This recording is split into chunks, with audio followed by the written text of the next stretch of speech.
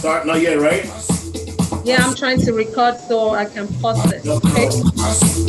Awesome. Got it.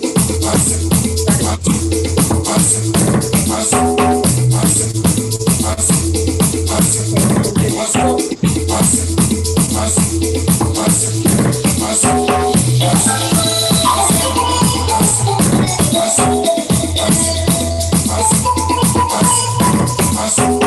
Just give me a moment.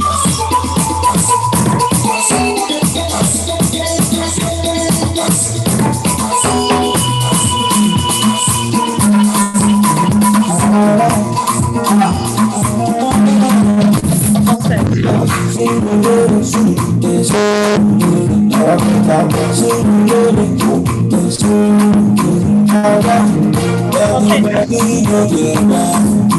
All ready.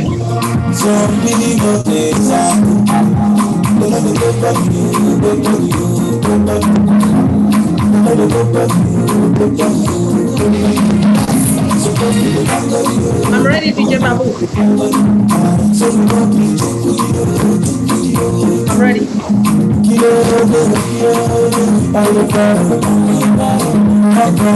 DJ Babu, I'm ready. Yes, I'm ready. All right, everyone. Ah, let me say, oh, okay, you are all welcome to the maiden edition of Mother Drum Healing Arts International Conference. Please, everybody, mute yourselves until it's time for you to talk. Thank you so much. My name is Oluwatosin Olakaye, aka Ayobinrin, the Mother Drum of Africa, and I am the president and the founder of Mother Drum Healing Arts Foundation, a non-profit organization that is dedicated to using the arts to raise awareness about addiction and mental health conditions, as well as to use arts to pass a message of hope to individuals and families who are struggling with addiction and mental health. And I welcome you all to this wonderful event. I've been waiting for this day, even though I'm a little nervous, but I know God is going to take control. We have a wonderful lineup today. We're sorry for starting late. We have beautiful artists that will be showcasing their talents today. We have seasoned keynote speakers that will be sharing innovative their experiences with us today. It is my honor to have in our midst today a multi-Emmy award-winning composer, a public speaker, performer, music and health innovator who inspires the world to embrace music as a catalyst for greater emotional intelligence. Please welcome Gary Malkin to Mother 2020. Hi, Gary. Please, you can unmute yourself. Say hello to us. Hello, hello, hello. Nice to be here. Thank you, Tussin, for inviting me. Thank you so much. We're glad to have you here. All right, we have another keynote speaker in the house today who will be sharing insights on healing with the arts, reclaiming the artist within. She is a professor, a painter, and a nurse. She is currently the Associate Professor of Nursing at the University of Florida College of Nursing, where she teaches creativity and spirituality in healthcare. Please welcome Mary Rockwoodley to Mother 2020. Hi, Mary. Where's Mary? I saw her just. So happy to be here. Thank you. Thank you. I look forward to meeting all of you. Glad to have you on board today. All right, and also addressing another interesting topic today, connecting the dots through art, is an amazing development practitioner, an artist by profession with specialization in painting and art history. He's the founder of Tender Arts Nigeria, a non-profit organization which positively impacts children, youth, and adult population with a focus on therapeutic art education, talent development, and community development. Please welcome Kunle Adewale to Mother 2020. Is Kunle Adewale in today? Hey, Kunle. Okay, if Kunle is not in, but Kunle is going to be joining us in a couple of minutes. Trust me, it's going to be wonderful. All right, so there is someone who is supposed to be joining us today, but we had a little issues. Her name is Dr. Ashley Doucet. She would not be joining us, but she sends a message of love today. All right, joining us also today is another wonderful woman. Her name is Lizzie Allen. Should I introduce Lizzie Allen first? Or I should just, Lizzie Allen is going to be taking us. She's a registered therapeutic counselor and professional stand-up comedian with a degree in comedy writing and performance. She is the founder of Hilarapy, our own unique brand of therapeutic comedy, which began in the UK as a place to share real and vulnerable lived experiences in an healthy and supportive environment. Please welcome Lizzie Allen to MODAC 2020. Hi, hello, Lizzie. everyone. Thank you so much for having me. I'm really excited about today. It's so exciting. Thank you. All right. Thank you so much, Lizzie. All right, we also have another amazing speaker in the house today who will be sharing about the space between mental health and womanhood. She is the director of counseling at Cognitive Solution LLC, a counseling, consulting, and mediation practice based in New Orleans. She is a licensed professional counselor supervisor, 1, right? A licensed marriage and family therapist, 2, a registered play therapy supervisor, 3, and a certified school counselor. Please welcome Dr. Ariel Michelle to MODAC 2020. Say hello to us, Dr. Ariel. Hello, everyone. And number 4, a professor at Xavier University of Louisiana. Oh. Didn't want to leave that out. I'm sorry for leaving that out. You That's are really okay. amazing. All right, so we are glad to have you here today. Okay, we have a wonderful DJ in the house. He started the day with us. He's an international DJ promoter and consultant based in Florida, USA. This Afro-Global DJ has displayed his amazing talent across the globe, passing a message of love, hope, and unity through what he knows how to do best. Please welcome DJ Babu to MODAC 2020. Hey, DJ Babu. DJ Babu, say hello to everyone. Okay, maybe he stepped out. DJ Babu was the one that opened the show too. Sorry about that. Okay. Say hello to everyone, DJ Babu. Hello, everyone. How you doing, guys? We're doing great. Okay, thank you so much, DJ Babu. We have another artist who is going to be singing her heart to us today. Her name is Anastasia Chudomakeover. She is, I'm sure you would like to meet her. She's an artist, she's a violinist from Europe, and she started playing violin since the age of 7. Anastasia Chudomakeover, I don't know if she's here yet. If you're here, oh! Hello guys, I'm sorry. Hello. Yeah, good day guys. Because you. Okay, thank you, sorry. All right, we're glad to have you. I'm so excited to have you. All right, people, we are going to be starting in a couple of minutes. We also have, there's someone in the house today. We do not know that she would be joining us live. She was supposed to send a clip and she actually made it to MODAC 2020. Her name is Jill Sonke. Jill will be sharing with us an innovative way of using art as medicine, how art can be useful to medicine.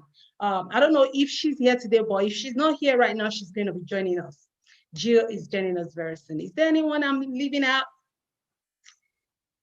Okay, I think we are all set. We are going to start right now. We are going to start, we're supposed to have an overview from one of our board of trustees, Chief Egberongbe. Chief Egberongbe, are you in right now? Okay, so I'm going to do the overview in the meantime. So our foundation, I already told you, our foundation is based in Florida, USA, and what we do is to use the arts to raise awareness about addiction and mental health related conditions.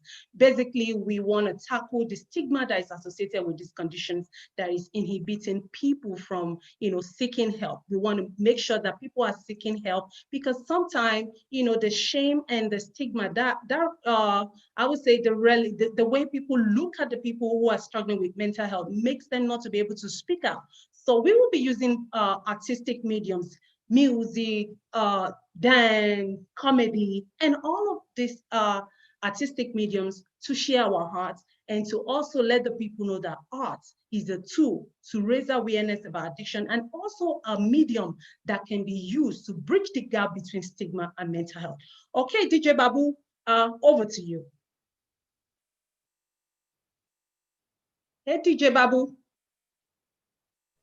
So start with the Lean on Me.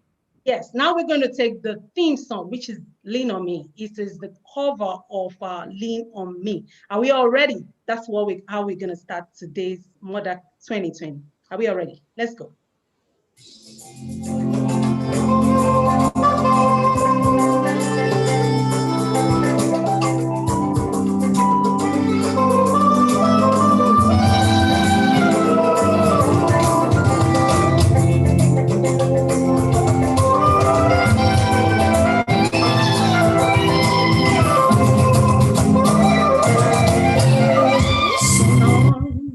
Sometimes in our lives,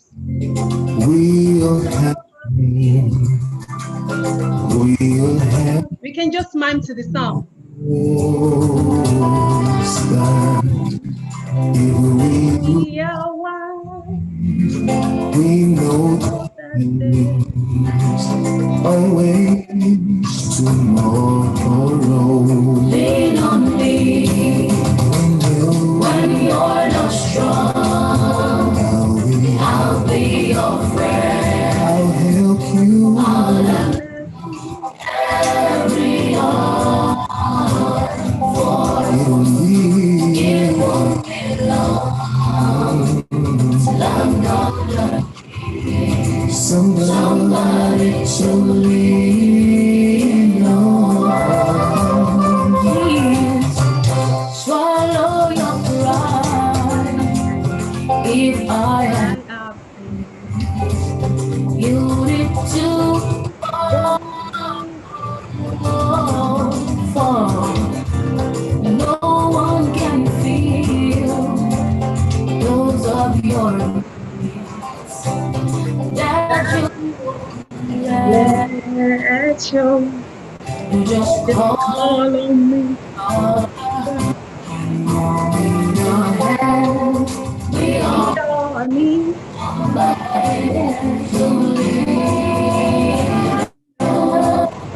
Just not have a problem.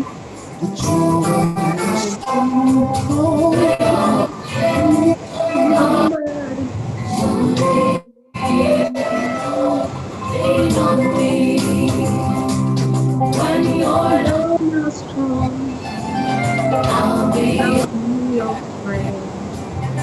I'll help you carry on. For it won't be long till I'm gonna somebody. You just call on me, brother, when you need somebody. Just might have a problem, but you understand.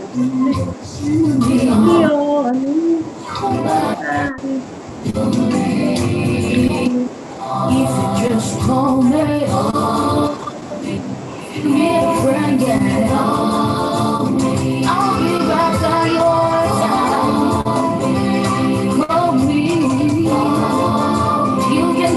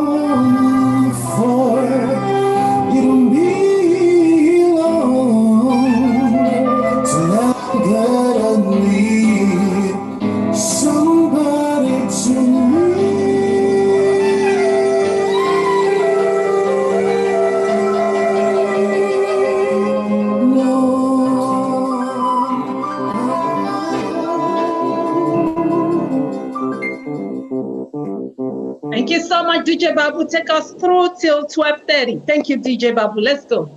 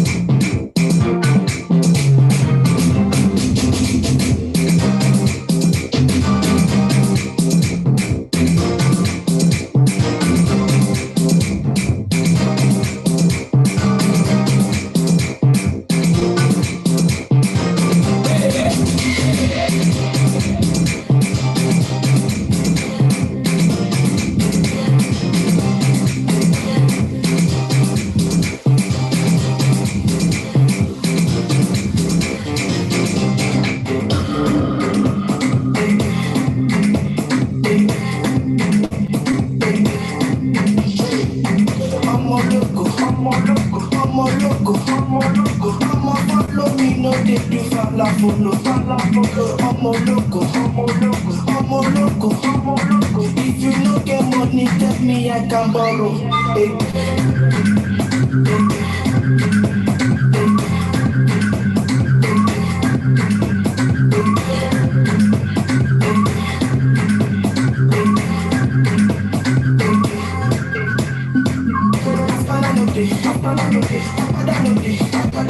Maybe you can come and do a party, give me my father no day. My father no day, my father no day, my father no day. I come no day, I beg you don't give your grandma today, I sing that today. I'm a loco, I'm a loco, I'm a loco, I'm a loco. I'm a loco, mommy love, I'm a loco, I'm a loco, I'm a loco, I'm a loco, I'm a loco, I'm a loco. That come on, give me the beat, I better put your mama again.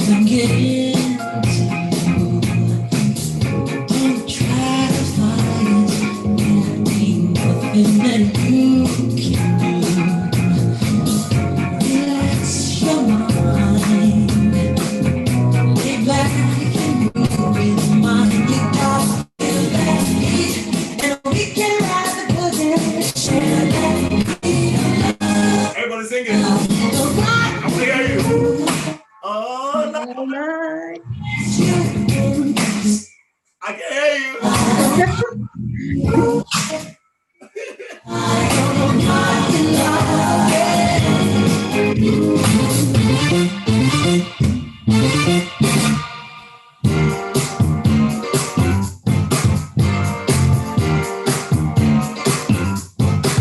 What you think, what you feel, what you know, to be real.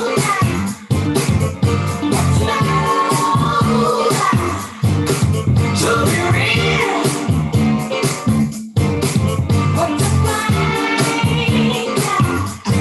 what you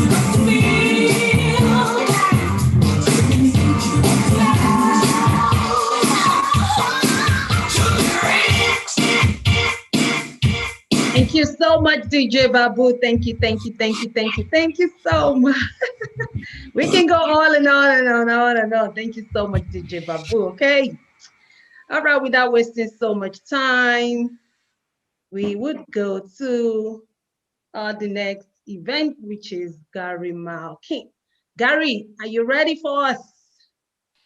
Oh my God, how can I follow all that excitement? It's beautiful. Okay, let me make you a co-host. Awesome. Yes, you are. Okay. Tell me when you're ready. Withdraw permission. Sure, I'm ready. All right, here we go. So before I bring my PowerPoint up, which I won't be able to see you or the chat, I just want to encourage, first of all, hello everybody from, I'm on retreat giving a keynote at Rancho La Puerta in Tecate, Mexico. And I'm here with my daughter for 2 weeks. So I have to be in this little closet in order to be online. So bear with me for my environment. And Tosin, thank you so much for the beautiful courage and visionary wisdom that has infused this whole event. And there's so much wisdom in the power of bringing the arts into healing modalities. And I said to Tosin, I haven't been focusing that much on dealing with addiction or recovery, but we're all recovering, right? In different stages of the spectrum. So she said, that's fine, whatever you want to talk about. So here we are. I'm going to share a little bit more about music. And after the beautiful infusion, you guys are all juicy and tender with that fabulous experience of music. So thank you, DJ Babu. I really loved the selection you brought forward. And I was going to say, of course, music can always be an inspiration for happiness and joy. And you just gave that to us so beautifully. So thank you for that. I'm going to whisk through. I'm going to start sharing my screen and I share with you what I came here to share with you. Okay. So my talk is called Music is Medicine for the Heart and Soul, Harnessing the Healing Power of Music to Enrich Our Lives. Now, I'm just going to go through this and then I'm going to try to, I have a history of going over time. I'm going to try not to do that. But let me see if I can make sure my PowerPoint's working. All right, good. Yeah. So before we start at all, this is a very, it's an old video with me for the fact that the quality of the video is pretty lousy, but the point of the video is going to be very clear. So I'd like you all to just not only look at this next minute for what it is, which is a very powerful demonstration of how music changes reality and how the power of film scoring can change the way we experience different images and different films. But also imagine that this soundtrack that you're about to hear is a metaphor for your own biochemical inherent fluids and your psychosocial being that's sort of your inner soundtrack, your vibrational soundtrack that fuels your mind, your heart, your soul. So check this out.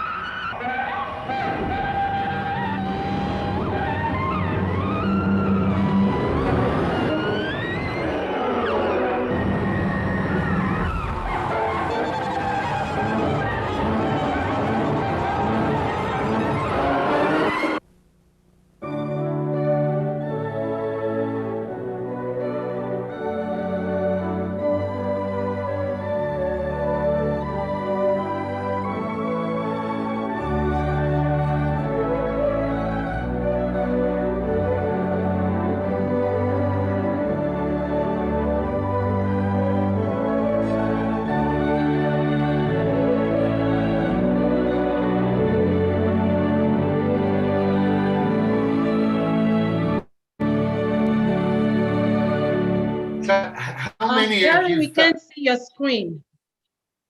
You can't? No, I'm asking everybody. They said they cannot see your screen, and your screen is actually blank right now. It's white. Oh dear. Well, I'm sharing it, so that's a shame. But I don't. So what Can do I do everybody about see? Could Gary, everybody- you can tell us what was on it. Oh my goodness. Okay, I think I'll have to do that. Well, okay. So can you see my screen right now? No. No, we see you. Oh my goodness. We All right, saw a hold on. blank screen, Gary. Yeah. Thank you. Well, I should have done a test on this, but let's see. Share computer sound. Yeah. Share virtual. Okay. And let me see here. Let me just try this one more time and then we'll go on because I know time is of the essence. It's So, blank. so right now, can you see my screen at this moment? It's blank. Can you see that? It's just blank. It's blank? Yes, it's just Yeah, just white screen. So you're not seeing my PowerPoint at all? No. Unbelievable. Wow. Freestyle, Gary, freestyle. Okay. So you can't see anything on my screen? We see it is just blank, it's white. Oh dear. Okay, that's fascinating. All right. Well, let me regroup then here. Hold on a second. Share screen. I'm just going to share computer sound. I'm going to keep. Can you hear the music when I shared? We hear the music, we just can't see the clip. Okay. All right. Well, then you're not going to see any of the beautiful things I prepared for you on the PowerPoint. So I'll just have to improvise and share some music. So that's fine. Let me take a breath. So did you, in the track that I just played that was meant to go to visuals, the first half of it was a bunch of chaotic images in New York. And as you can tell, the jazz music was very chaotic, right? And the same images were played in the second half to Pachelbel's canon. And what you got to experience was the music created a flow and a coherence in the middle of the very same chaotic images. And it's one of those picture with 1,000 words. But what it represented was how how our internal biochemistry can actually provide either chaos or a sense of self-regulation, right? So music ends up becoming a metaphor for our worries and our fears and our thoughts can actually create a chaotic experience. And at the end, at the wide end of the spectrum, that's what mental illness is, right? Not to be overly simplistic. So one of the ways that I love sharing this video, one of the reasons I share it is because music, almost more immediate than any other art form, is literally made of the common denominator of the universe, which is vibration, right? Vibration is what everything is made of, from the tiniest quark to the largest galaxy. So this way of identifying vibration and using vibration to help us self-regulate. And that self-regulate is another way of coming to what we all know as stillness, right? And this is why the mindfulness movement is so important. I'm going to give you guys an experience of something that I wasn't planning to share with you, but I'm going to share it with you now that I know that I can't share my video. But what I want to do is this, is that what many of you might not know, thanks to the work of HeartMath Institute, that when you worry and you harbor fear, what you focus on grows. So one of the things that's really powerful is that there are over 1,400 biochemical changes that happen. There are mental inconsistencies. There's resilience depletion and compromised performance. And we all know now with the science of epigenetics that the things we tell us in the matter have an exponentially more powerful effect on our state of being than our genetics, right? So what we can use is music intentionally to actually drop us into the dynamic state of stillness. And now, one of the things that many people don't realize is that stillness is not still. So what's really hard to find, and what it is I've been spending a lot of time on in the last 20 years, is how do we create states of stillness that allow us to drop into flow?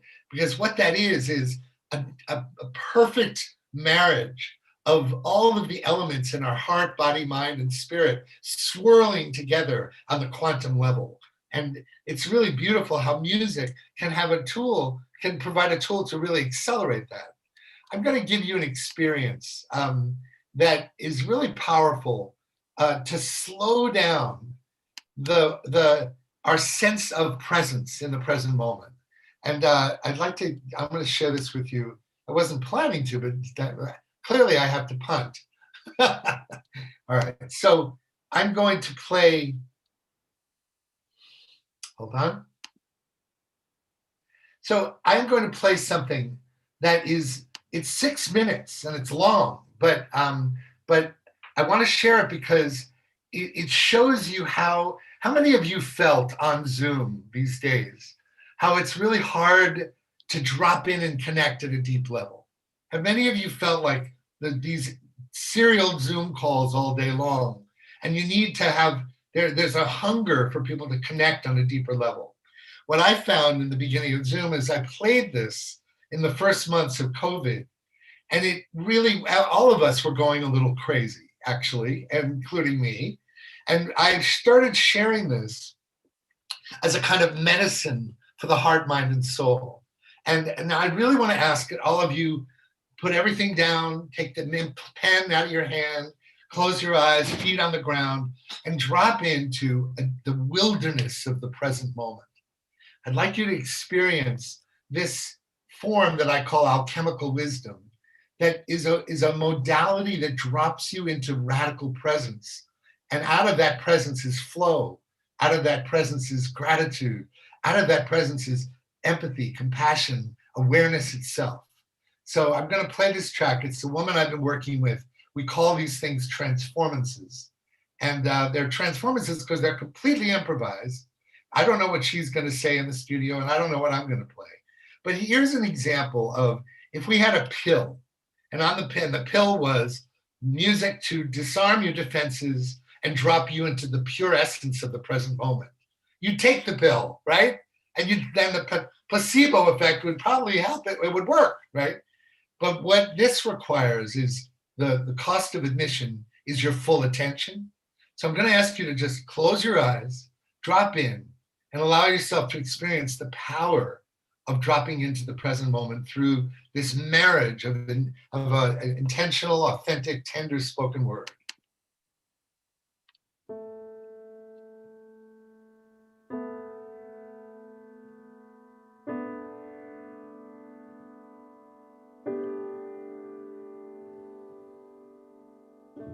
Step forward with me. We're going into a different space.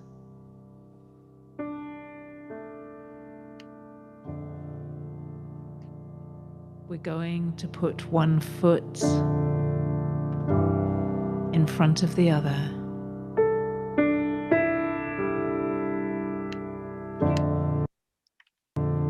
Moving through life.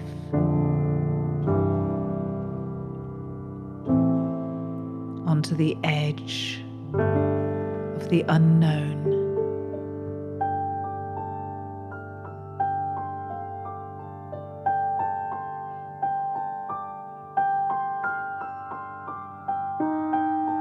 Your whole experience sits behind you.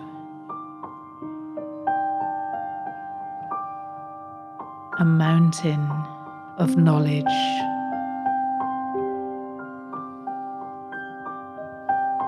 Your strength, your achievements,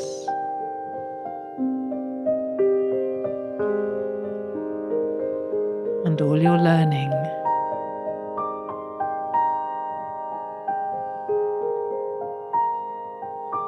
And in front of you, lies what?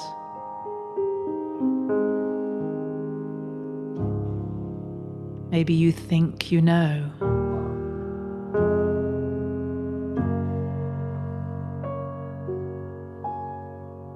But in truth, do we ever really know?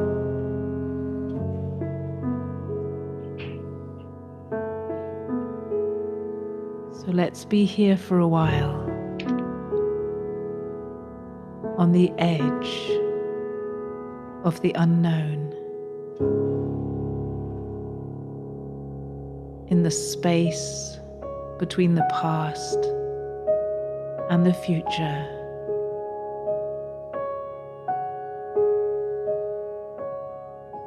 Fully present, fully alive in this moment.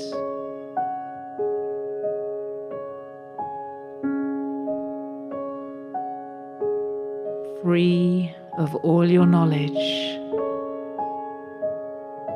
and yet strengthened by it.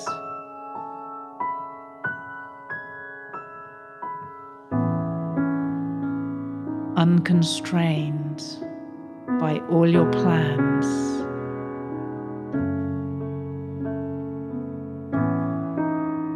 And yet facing forward into the unknown. Step by step.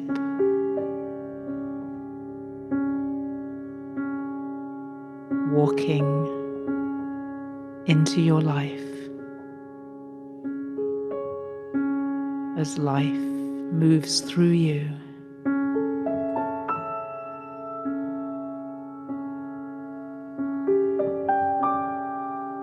This is the wild place.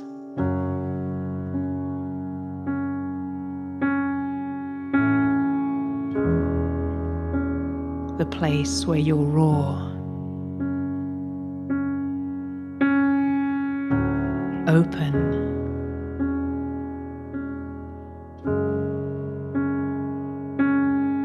This is the place of playful creativity.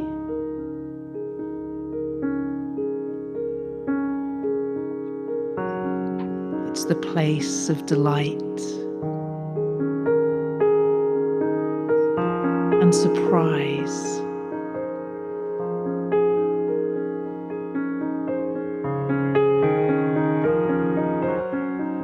This is the place of your innocence.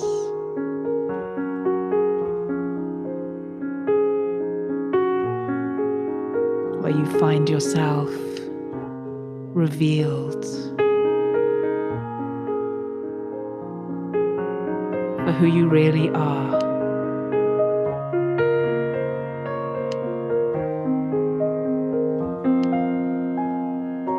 We are on the edge of the unknown. We are in the pure wilderness of our inner life.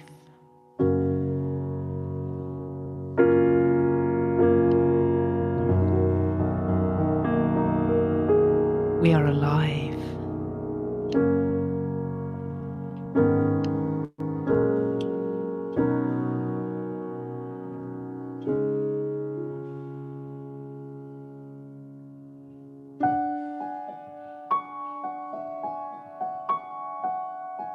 So let's put one foot in front of the other as we walk forward on the edge of the unknown.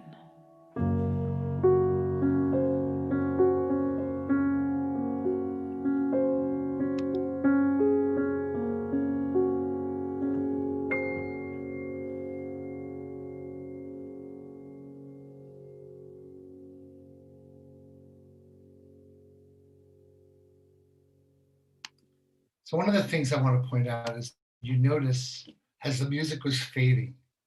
First of all, how many of you really understood the power of, and did you feel the power of slowing life down and how important we're like that, that famous story of the frog dropping itself into a pot of hot water and they'll jump out if it's hot.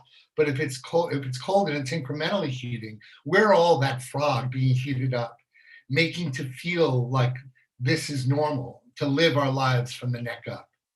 And music has this destiny to fill. I'm really a big emissary of the slow music movement instead of the slow food movement. And this is about, because one could say that a lot of the incoherence and chaos that's going on, including the yearning to fuel addictions and the difficulty in being present, is this deep sense of a lack of belonging to the present moment.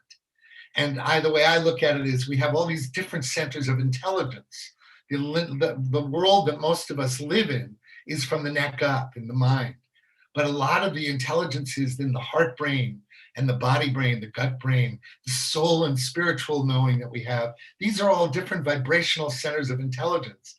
And I believe that music has a role to play, that when we slow down, I was told by Bruce Lipton, that when we slow down into states of stillness, our mitochondria literally align with the essential healing power of the field itself, the quantum field. Now that's a very trippy comment, but when you actually listen to music as a way to drop into the present moment, and especially the one that balances the heart and the mind, it actually is a profound tool for balancing and remembering what matters most, and to connecting to who we are and our sense of belonging to ourself and to the present moment. You know, when at the bottom line, everybody really, you just have to think, what do we all want? What we all want at any given moment when we're facing challenges is this state called all is well. I wrote this piece of music just to support this sense of fear not, right? All is well, right? Now, of course, I'm not being flippant that a lot of people are experiencing great trauma, sadness, addiction, whatever.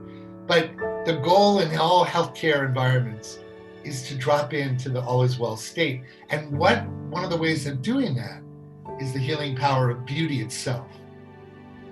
One of the beautiful things about beauty that you can intentionally administer non-pharmacological doses of beauty is this beautiful quote by John O'Donohue: the experience of beauty is like a homecoming. When we feel, know, and touch the beautiful, we feel like we are at one with ourselves, because in some subtle and secret way, beauty meets the needs of our souls. And frankly, I feel like that's how I feel about dropping into the present moment. And music helps us extend that sense of an awkward pause, that awkward pregnant pause in silences. And because that beauty allows us to drop in to redefining the wound as the portals of humanity. You know, we live in this healthcare world that looks at the wound as a symptom that needs to be removed. But music cracks our heart open when it's used intentionally and properly at the right moments when you're receptive, and let your heart crack open to let the light in. As famous songwriter Leonard Cohen said, just listen. All is well, right? Reminder for breath and slowing down.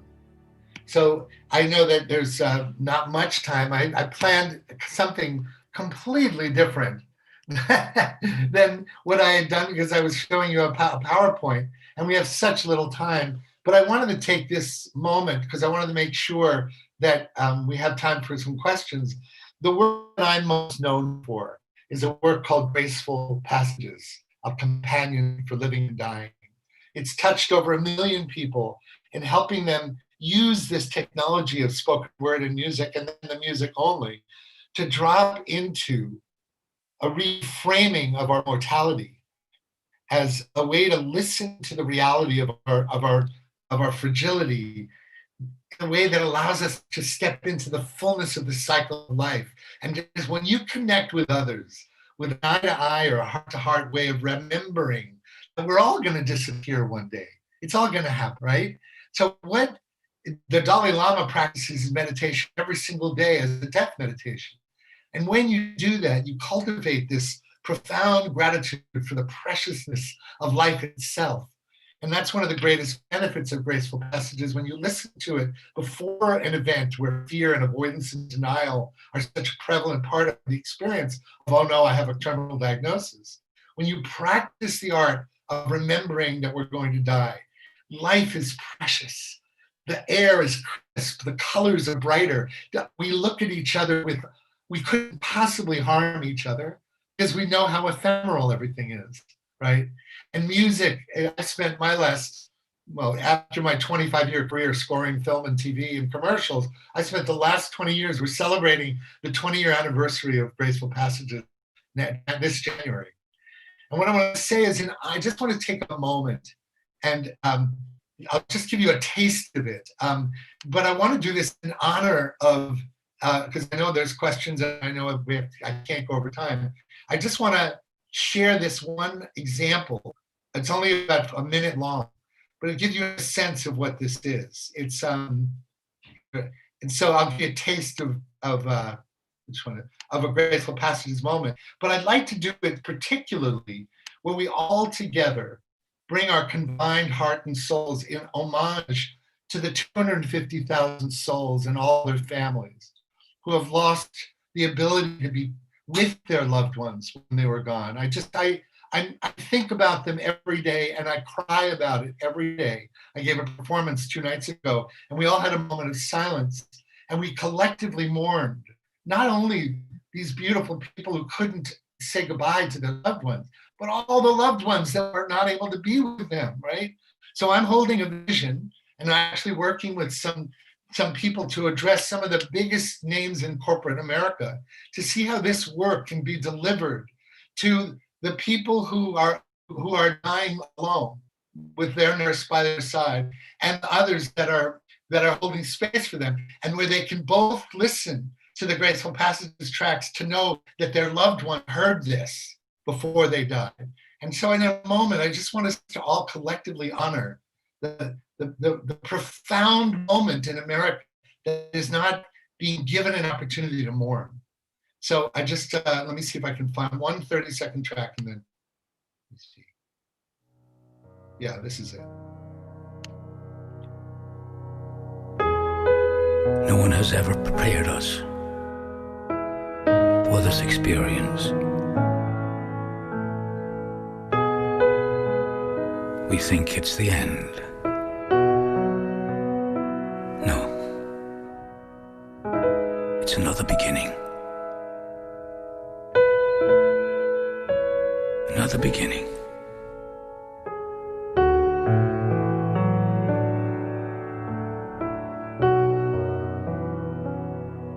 So I can't play the whole track for you, but can you imagine when people are not feeling alone, or they're feeling alone, and they actually remember that they have access to source, to their expression of the divine in their own heart, and to know that their loved one holding them.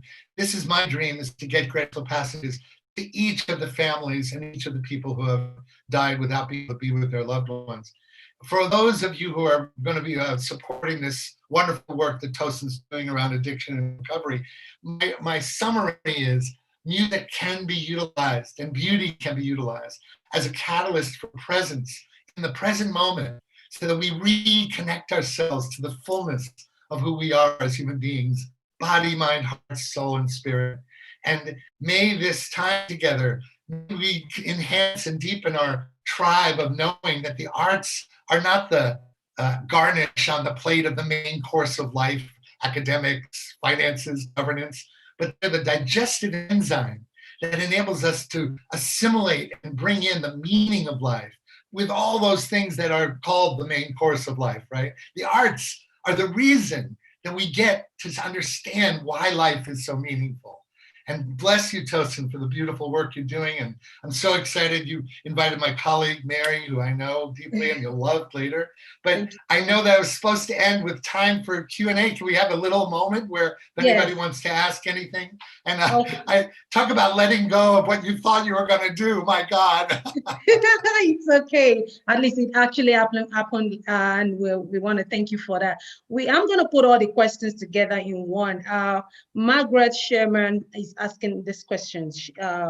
What music do you recommend most to find the harmony one's body needs? I don't have access to musical instruments to express myself, but I would like to find the harmony. That's one. Also, she said, closing your eyes while listening to this music is a whole new different level of sorrow. Okay, that was beautiful and I love that vision. Okay, so do you have an answer for that, Gary, before we leave? What I didn't know is that your accent is so strong, Tosin. I didn't quite understand. Say again what the question was. Okay, she's asking what kind of music do you recommend most to find harmony for one's body, and she doesn't play any musical instrument. All right, so first of all, go to openfloor.com or .org and tap into the 5 rhythms, the music and movement community. Since COVID, it's been my life balancing tool to actually use music as a way to create a movement in community. So in terms of harmony and body, that's the best way is 5 rhythms or Open Floor. And with regards to the music itself, creating music that drops you into opening your heart, either nostalgic moments of memory or music that just drops you in to that sense of appreciating life, that's always going to be your best bet. But also start looking for music, and I shamelessly self-promote. Please sign up on my website, wisdomoftheworld.com, and we give you many, many gifts, free gifts to understand and answer to that question, because all the work that wisdomoftheworld.com is offering is music for balancing, music for harmonizing, and music for cultivating what we call holy moments to remember who you are and what matters most. Thank you so much, Gary. Yeah. And for the rest of the questions, Gary is going to respond via the chat. Thank you so much, Gary. All right, we're moving on to the next part, which is— All right, and may you have a wonderful, wonderful summit. And thank you again for inviting me, and thank you, Tosin, all my love. Thank you so much. Thank you so much. I appreciate your support, Gary. Thank you so much. Okay, so we're moving on to Jojo Bodybeat. Jojo Bodybeat is a bodyophonist. I know you will really want to see what that looks like. Jojo, are you ready for us? And Gary is going to be sending response to all your questions via the chat. Thank you so much, Gary. Jojo, over to you. Hey, Jojo. Okay. Jojo, please unmute yourself. Give us a moment. Let's sort this out.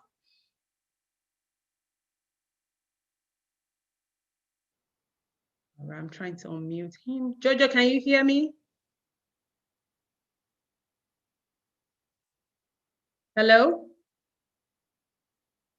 I see him. He's there. Hey, Jojo. He's looking at me. I can see him. Okay. Okay. I think it's— Can you hear me, Jojo?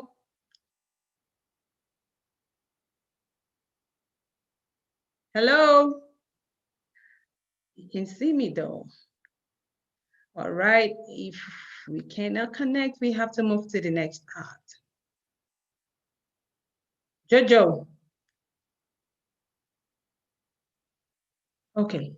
All right. I think it's a technical problem. So we're going to move straight to Mary Rockwood Lane. Mary, are you ready for us? I'm going to make Mary. I'm ready.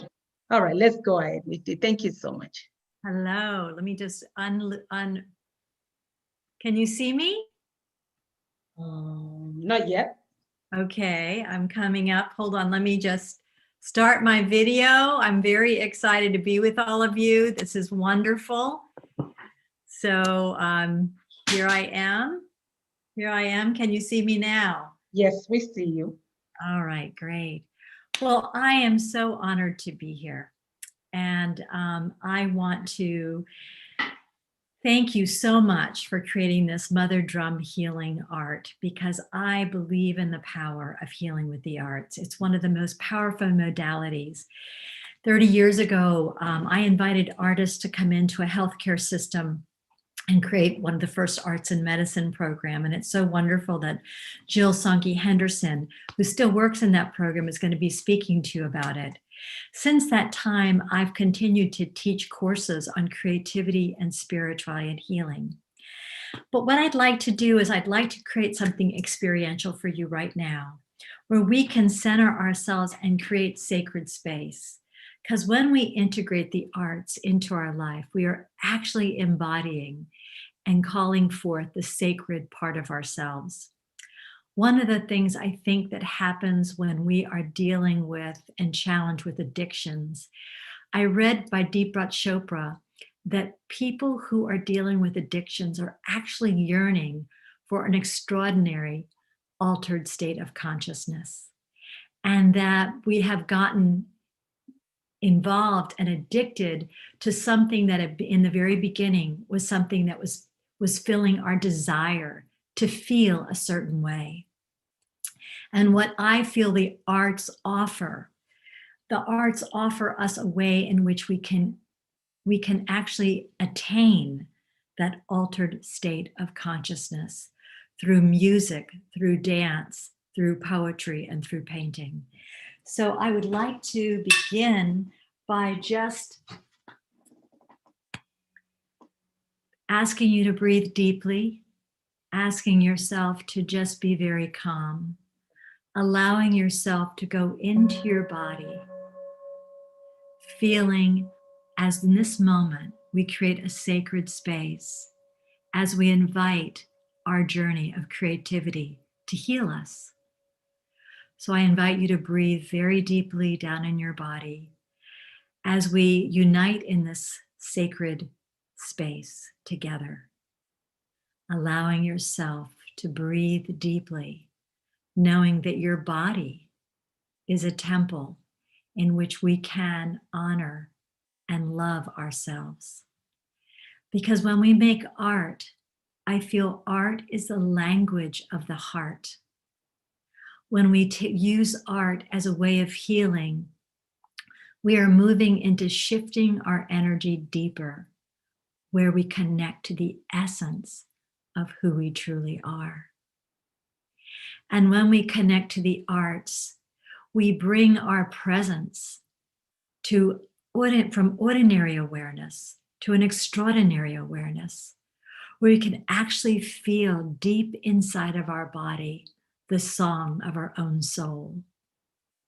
Because within our body, we have tremendous capacities. I was realizing that someone didn't have instruments, but the truth is we have the instrument of our body that's accessible to us at all times. We have the beautiful capacity of our voice. We can use our body to dance. We can create instruments around us by drumming. The world around us is like music that's singing to us if we pause and go out into nature and listen. So art is really an experience that takes us into a deep listening, a deep way of connecting. When I studied art as a way of healing as a graduate student at the University of Florida, I discovered many things. Take a deep breath and just open your eyes. And I want to share my story. I realized through my own journey, I was in a place where I had a very traumatic experience in my life. I was traumatized. I was very sick. And I started painting for the first time in my life. And I discovered that I had creative resources within me that were totally ignored and totally untapped. It was such an extraordinary awakening. I became aware. I suddenly woke up. My energy inside me woke up. And that is something that was so powerful because I was numb. I was depressed. I felt dead. I felt I had no reason to live. So I jumped into this creative process because I wasn't afraid of losing anything, because I felt everything in my life was lost. I had lost my husband. I felt like I was a terrible mother. I just was in a place of devastation at that time in my life. And I discovered art. I healed myself with art. And it was such a powerful experience that I realized that art was such an incredible modality that I brought it into the hospital and invited artists and poets and dancers to go to the bedside and work with patients and families and staff. And that's when the arts and medicine started. But more than that, I want to share with you that what I've learned, I think this is so powerful, drumming. I spent a couple years studying with Lane Redman, who was a very famous drummer, and I learned to drum. Unfortunately, I haven't been practicing so much lately, but she's a wonderful drummer, and she taught me to use the frame drum. What she taught me, that drumming creates a powerful entrancement. And I used to go to these drumming circles and I would just become blissful with ecstasy following the rhythm of the drum. And I discovered in the drumming that drumming is a very, very powerful healing modality that's been used for thousands of years to take us into altered states of consciousness. And when I learned the drum, it was like I learned the drum was not only outside my body, but the drum was inside my body. And she taught me humming, and she taught me how to use my body as an instrument. One of the things I want to invite you to do is when you use art, I invite you to go to the place inside yourself that needs to be healed and use your life, your woundedness, your pain as the canvas of your art. Because when we make art from our feelings, negative, positive, hurt, despair, that's what I expressed when I used art. I was able to emerge with that pain and actually have a cathartic release of the woundedness. It was like it cracked me open, like Gary was talking about. It just cracked me open, and my creativity became like a wellspring that totally transformed my life and totally sort of shifted my whole destiny in my life, where I became suddenly this creative creature that danced and wrote books and began to sing. And it was amazing how it totally transformed my life. So I want to invite you. I have a gift for you. I have a gift of an ebook, and you can tap into it, and you can also register for my Healing with the Arts. I have a free online course on Coursera. There's over 57,000 learners enrolled.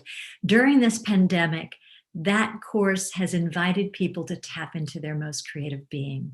And it has been an extraordinary journey for so many people. And you can register if you're interested. It's called The Gift at Healing with the Arts.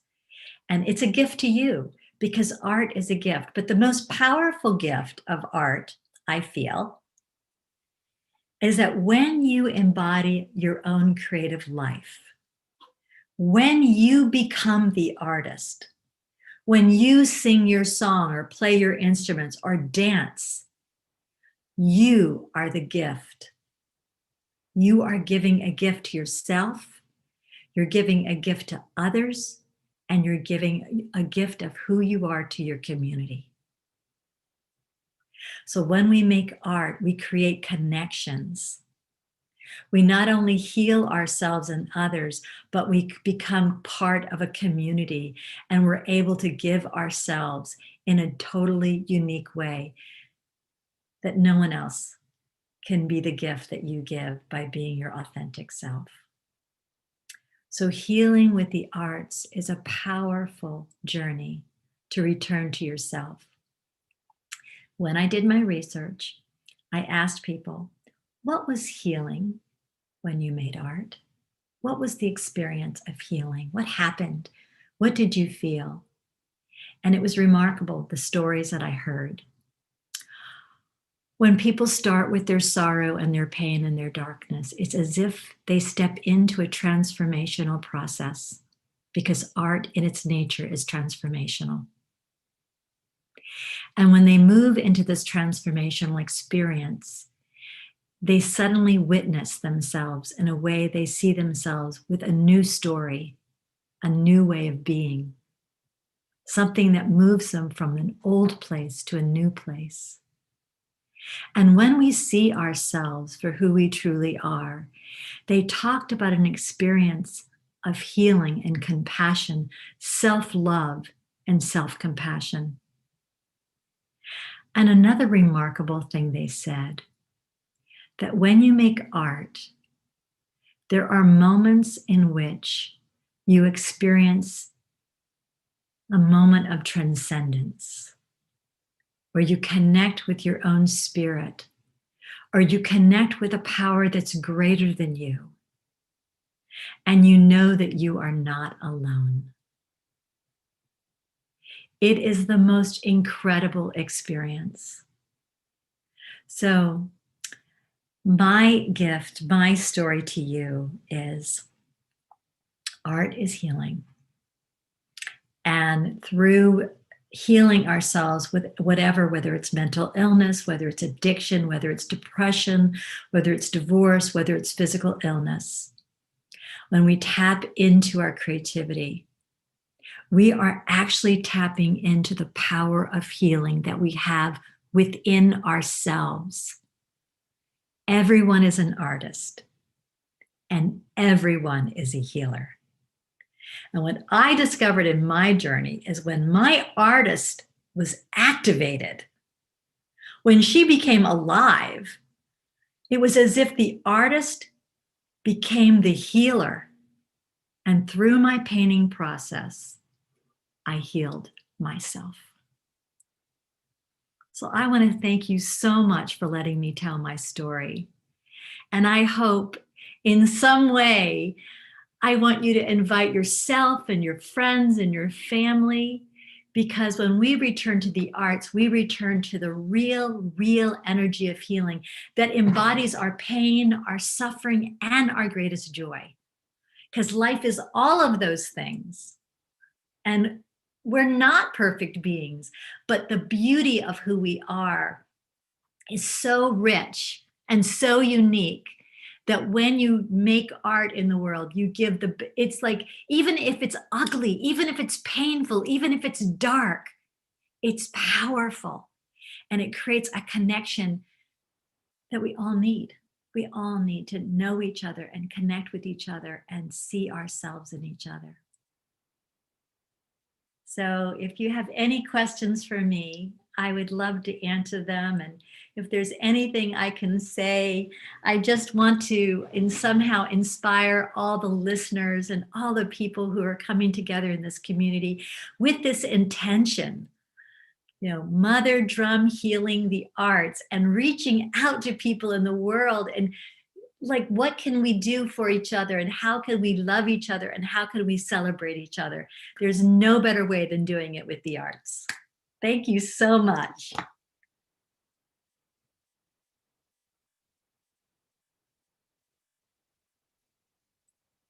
Woo! You're awesome. Brilliant. Thank you. Thank you. So the gift is, it's called Gift at Healing with the Arts. If you want a gift to sign up for my course, it's free. Share it with everybody. You know, it's there for you. You can use it in any way. Take the course yourself or send it to your friends and family. So can you put the link in the chat, Mary, so we can all Okay, I access will. it? I'll do that. That Okay, was great. so beautiful. Oh my God, you're awesome. Thank you. I'm so happy to be here.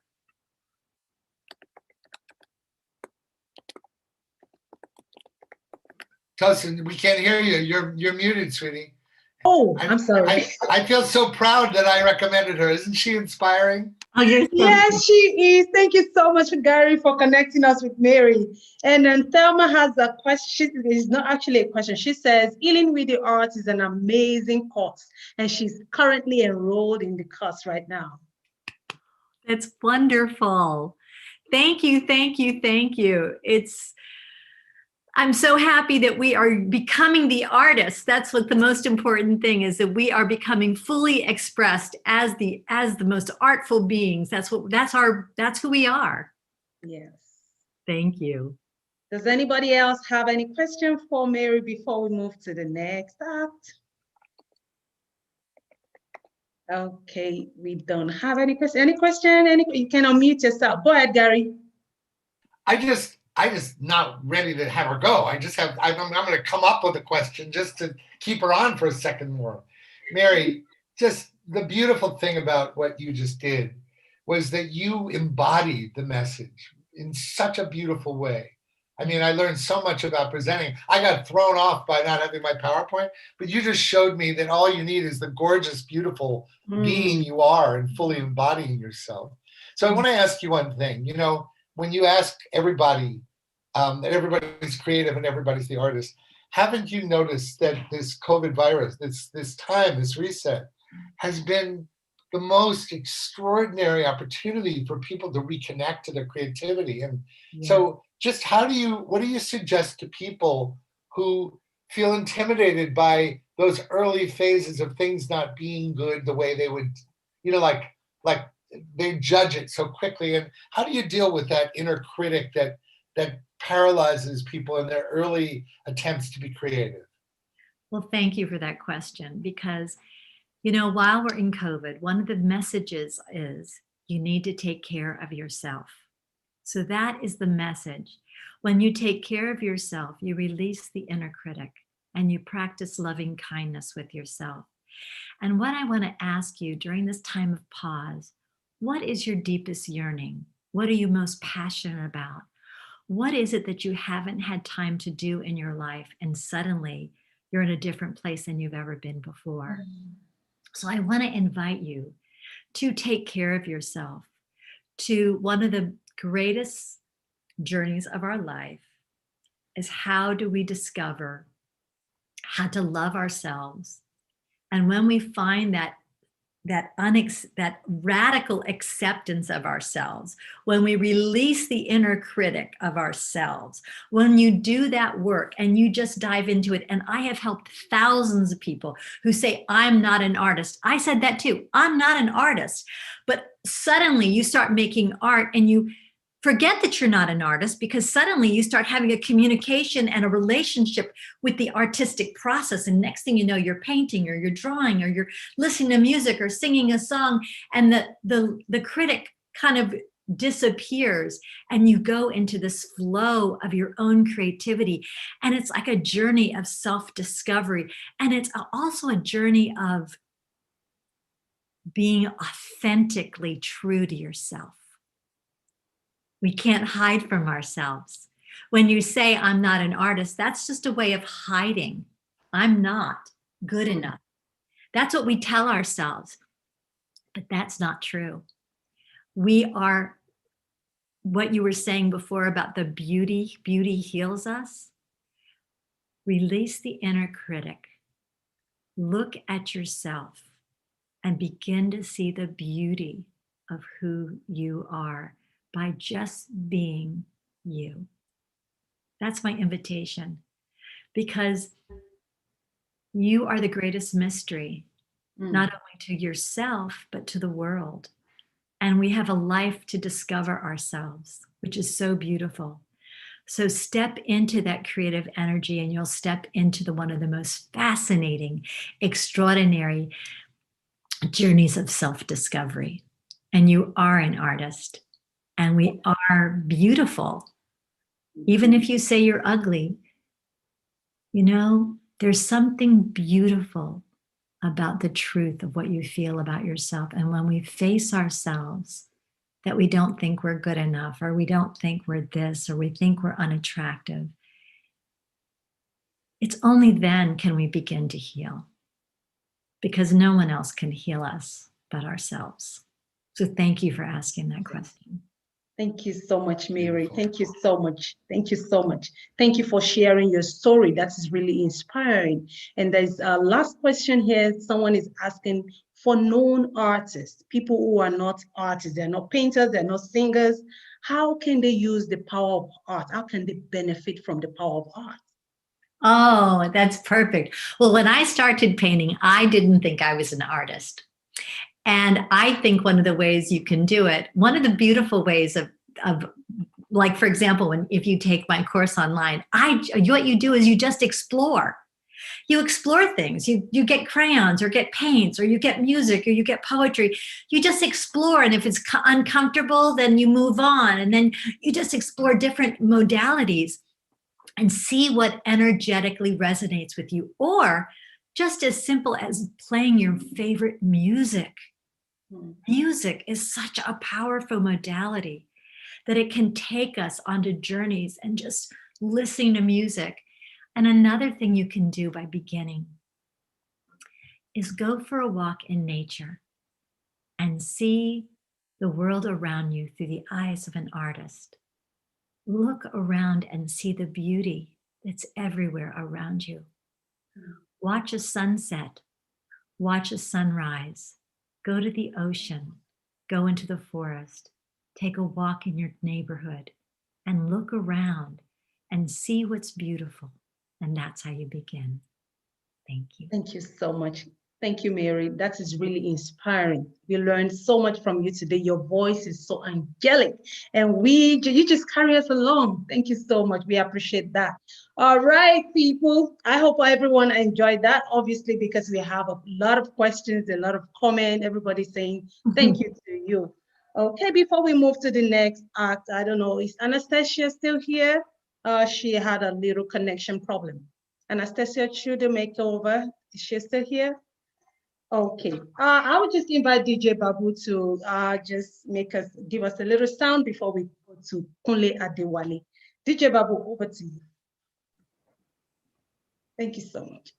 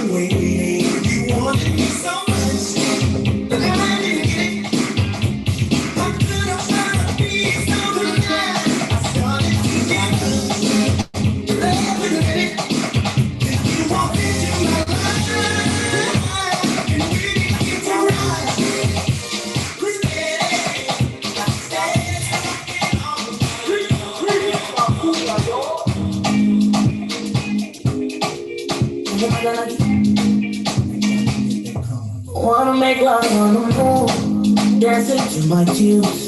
Is it too much? It's not too much. I wanna be some horses. If we see for horses, is it too much? It's not too much. If I want money, do what I got to say. If I want money, I'm all by my shoulder. I'm all by my shoulder. I'm all money. I wanna be a billionaire, billionaire. I wanna be a billionaire, billionaire. Yeah, anybody, anybody.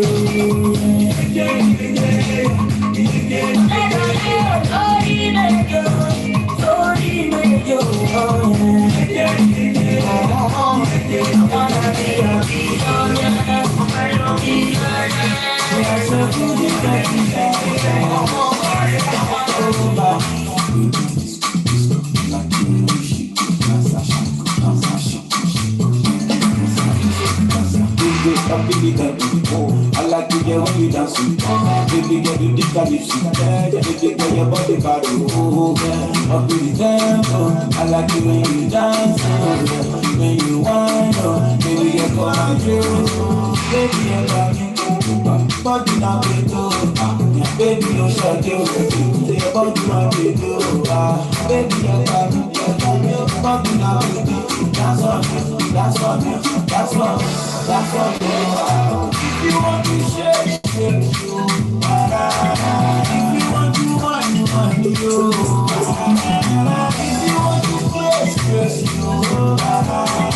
If you want to wine, you.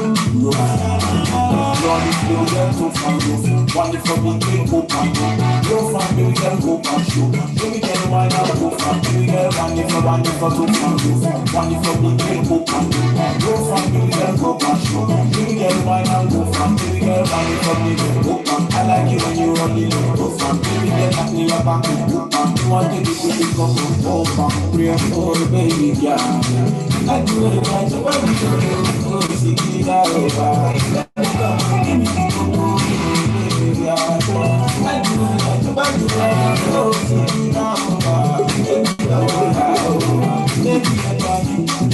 What did I do? Baby, you shut you. What do I do? Baby, I love you. What did I do? That's what.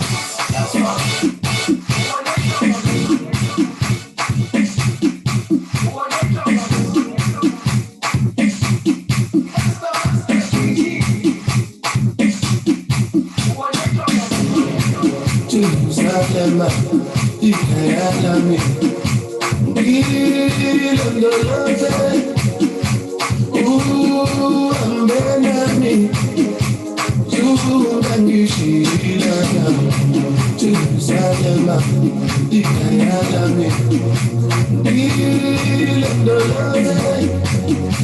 Ooh, I'm better me.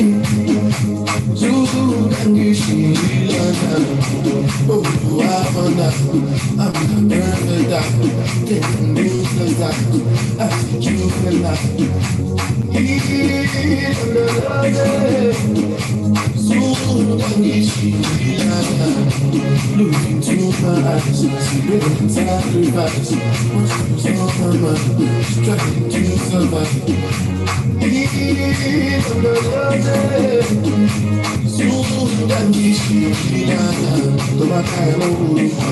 Thank you, DJ Babu.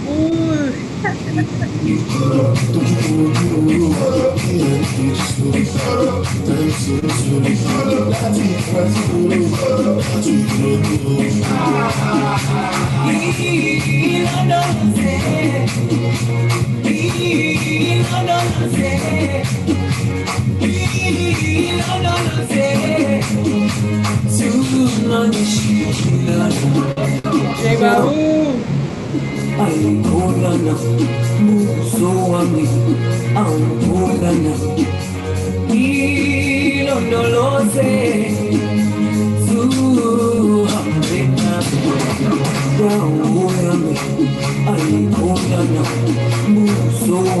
Thank you, DJ Babu.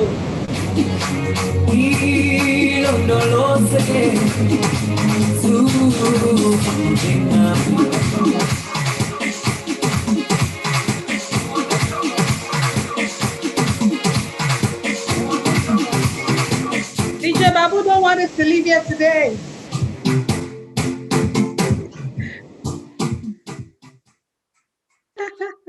Thank you so much, DJ Babu. Oh my goodness. Mary, I didn't know you could rock like that. Oh my goodness. Whoa. You all are amazing. You just did it. Lizzie, I see you. Giant Peach, I see you. You all amazing. DJ Babu, thank you so much. You are one of the best. I'm telling you. You guys rock. Okay. Without wasting so much time, Modak is very, in fact, I don't know another word to use to express today. I feel so happy. Without wasting so much time, I'm going to move to the next keynote speaker. His name is Kunle Adewale. And Kunle Adewale is going to be sharing with us connecting the dots through art, the lived experience of persons with mental health disorders. Kunle Adewale, are you ready for us? Thank you so much. Good evening, everyone. Good evening, Mary. Good evening, Adetosin. Good evening, Lizzie. Good evening. I can't even mention everybody. Look at this DJ guy Babu, Fashola. I've been seeing you grooving and grooving, giving us so much energy. Thank you so much. Thank you so much. My name is Kunle Adewale. I'm a visual artist based in Lagos, Nigeria. I recently just returned to Nigeria from the United States. About 7 weeks ago, I was based in San Francisco for about 14 months. I was at the University of California, San Francisco as a research scholar in brain health. I work in the field of arts for brain health for those that have dementia and other, maybe like Alzheimer's disease and other people who are living with other neurological impairment.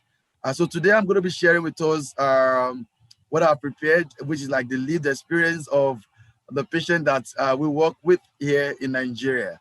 But most importantly, I first want to celebrate Adetosin Anyobirin, the president of Mother Drum, the president of this program, for an incredible work that she is doing in the United States and around the world, for bringing all of us together. Because the task when it comes to healing is a collective one. And that we all need to bring our expertise to the table and ensure we collaborate and continue to advocate for the use of art, not just in mental health facility, but in our everyday living, our everyday life living. So I believe very strongly that what she's doing is relevant, is key, and we should continue to advocate for more of creativity in the mental health facility. And most importantly, on a daily basis, creativity should be our lifestyle, right? So yeah, I'm going to be sharing with us, and I look forward to having a meaningful conversation with you all. And if you have questions, you can ask questions. I will be willing to answer you to the best of my knowledge, right? So I don't know if I'm enabled to share my screen. Oh, excellent. Thank you so much. Deeply appreciate you for that. Yeah, let me go to, oh, okay, so I can't share from here. I'm wondering what's happening. So I can't share from here. Yes, you should be able to share. No, I'm not enabled. It's not giving me that option. It's not allowing me. It's enabled. Yeah. You should be able to share their screen.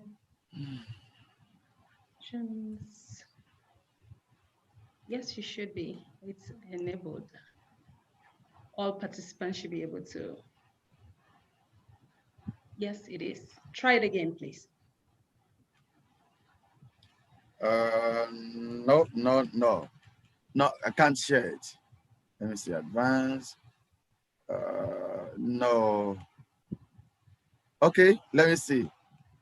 Yes. Can we see now? Yes. Yes. Excellent. Oh no. Can we see this now? Yes, we see connecting the dots. So today I'm going to be sharing with all of you today on a topic connecting the dots through art and the lived experience of person living with mental health disorders or mental health conditions in Nigeria. So like I said, I'm based in Lagos, Nigeria. I'm the founder of Art in Medicine Fellowship and also Art in Medicine Project in Nigeria, an organization that utilizes creativity in hospices, healthcare centers, hospitals and community centers in Nigeria and around the world.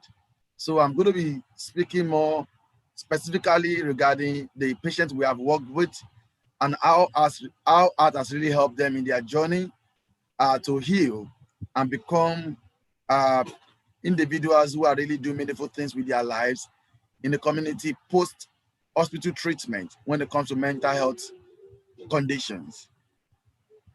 Let me see. Okay, so fact and figures. So every 40 seconds, one person commits suicide statistically. And are you also aware that about 800 million people struggle with mental health challenge worldwide? 800 million people. I want to believe that that number have actually multiplied due to the pandemic. I mean, I remembered when I was in the US, I had panic attack, I had anxiety because I was a man. It was very traumatic and it was very stressful for me. I couldn't even watch the news because it's just like you are being surrounded with so much negativity and being overwhelmed, and then depression sets in, right? And looking at even the second wave happening in the US now, it's not looking like so clear, and the death rate is climbing. Look at what is happening in the UK. Second wave, shut down, another lockdown.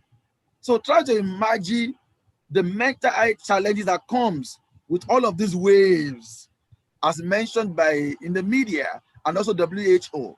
So that means that the number I just gave today cannot be equated to our present reality, because the mental health problem now have actually multiplied due to the pandemic happening around the world. So I will speak specifically about Art in Medicine projects.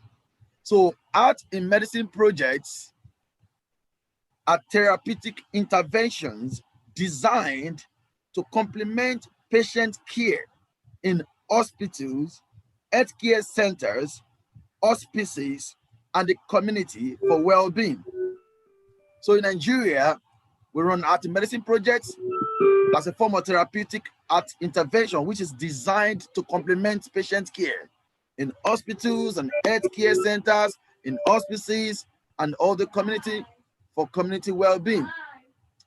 And the Art in Medicine project was founded as an initiative in 2016 in Lagos, Nigeria, as an organization that works with government agencies, diplomatic missions, local and international NGOs, private and public sector to inspire healing, happiness, and hope for patients, caregivers, healthcare providers, and the community at large. So the Art in Medicine program is in two ways: as an institution, as an initiative, as a program that is being implemented in the community and the hospital in Lagos, Nigeria, and other states also in Nigeria too. So what we do basically through Art in Medicine program, we do music, and specifically I'm going to speak about that, connecting the dots through the art and sharing the lived experience of patients who have mental health conditions that we have worked with. So one of the things we do music and health for patients in psychiatric hospital and other mental health facilities in Nigeria. So a classic example of what we do is what you are seeing on the Zoom call now. So these murals that you're seeing on the wall was done by our team, and we created this big and huge mirror because we realized that some of the patients in this mental health facility some of them love music so much. And then we engaged them, we had conversation with them, and then so we created this headset musical representation. And so while we were painting these, we actually allowed some of the patients to join us in the process of making the mirrors. And other thing we do again is we do what we call, like I said, like we do mirrors, and then this another one here. So like hospital beautification. So we create large mirrors in psychiatric hospital and other mental health facilities in Nigeria. And also even in other hospitals, like this particular painting that you're seeing of a giant-sized butterfly was done at a neonatal ward at the Lagos University Teaching Hospital in Nigeria. Of course, we all know what neonatal is about. For mothers who just had kids, maybe that were born before their time. Some of them actually do not live to see to term. Some of them don't survive. And one of the challenges that come with that is there's something called maternal mental health. So we realized that many mothers actually suffered mental health problems and conditions because of the situation they found themselves, that they could not carry the baby to term. And so we created this huge, giant-sized butterfly mirror in this particular neonatal ward at the Lagos University Teaching Hospital, Lut Idiaraba, Lagos, Nigeria. The person in front of this giant butterfly is actually a pediatric doctor. So she works at that particular unit. So imagine the doctors working this particular unit, coming every morning, seeing babies under light. Not many of the babies will survive. However, as healthcare providers that work in such a space, I'm sure they're mentally also, emotionally also, they might actually not really be in a good term with their emotions sometimes. But I believe a mirror like this will go a long way in helping them to cope with the challenges of working with babies right there in the hospital. So one of the things we do also, we provide therapeutic art for patients with mental illnesses and other form of mental health conditions. And so this is one of the hospitals that we work with in Nigeria. It's called the Federal Neuropsychiatric Hospital, Yaba, Lagos, Nigeria. So this is one of the sessions we actually had. And you can see how this particular patient with mental health condition, how she is gazing at our painting, at our coloring of a peacock, a beautiful peacock. Look at the way she's gazing at it. So one of the things we realized was that some of the mental health facilities in Nigeria do not have art-based programming or interventions for patients. And that's why we partnered with the hospital to be able to help integrate and support the patients who are undergoing medical procedures to really engage in creative activities such as paintings and other art forms. And you can see this is also another sessions we had where they actually making painting. And here in this, you will see that patients are actually collaborating with healthcare providers in creating their works. So the people you see here on this particular table are patients, are also a social worker that work in this particular psychiatric hospital in Nigeria. So we believe very strongly that art can really help to improve relationship between patients who are actually undergoing mental health conditions, and in a way that to bring so much understanding, to care, not just like you providing the medical procedures that patients are to receive, going through the routine. No, I mean creativity should be the routine. And beyond providing them other thing that they do. When creativity becomes a routine in mental health facility, the healing become a norm in that particular space. Healing becomes things that patients experience on a daily basis because creativity is allowed to thrive in such space. So I'm going to share with us today a specific story. I'm going to share two stories with us today of lived experience of patients with mental health conditions that we have worked with in this particular psychiatric hospital in Nigeria. So one of the sessions we had sometimes ago was where we worked with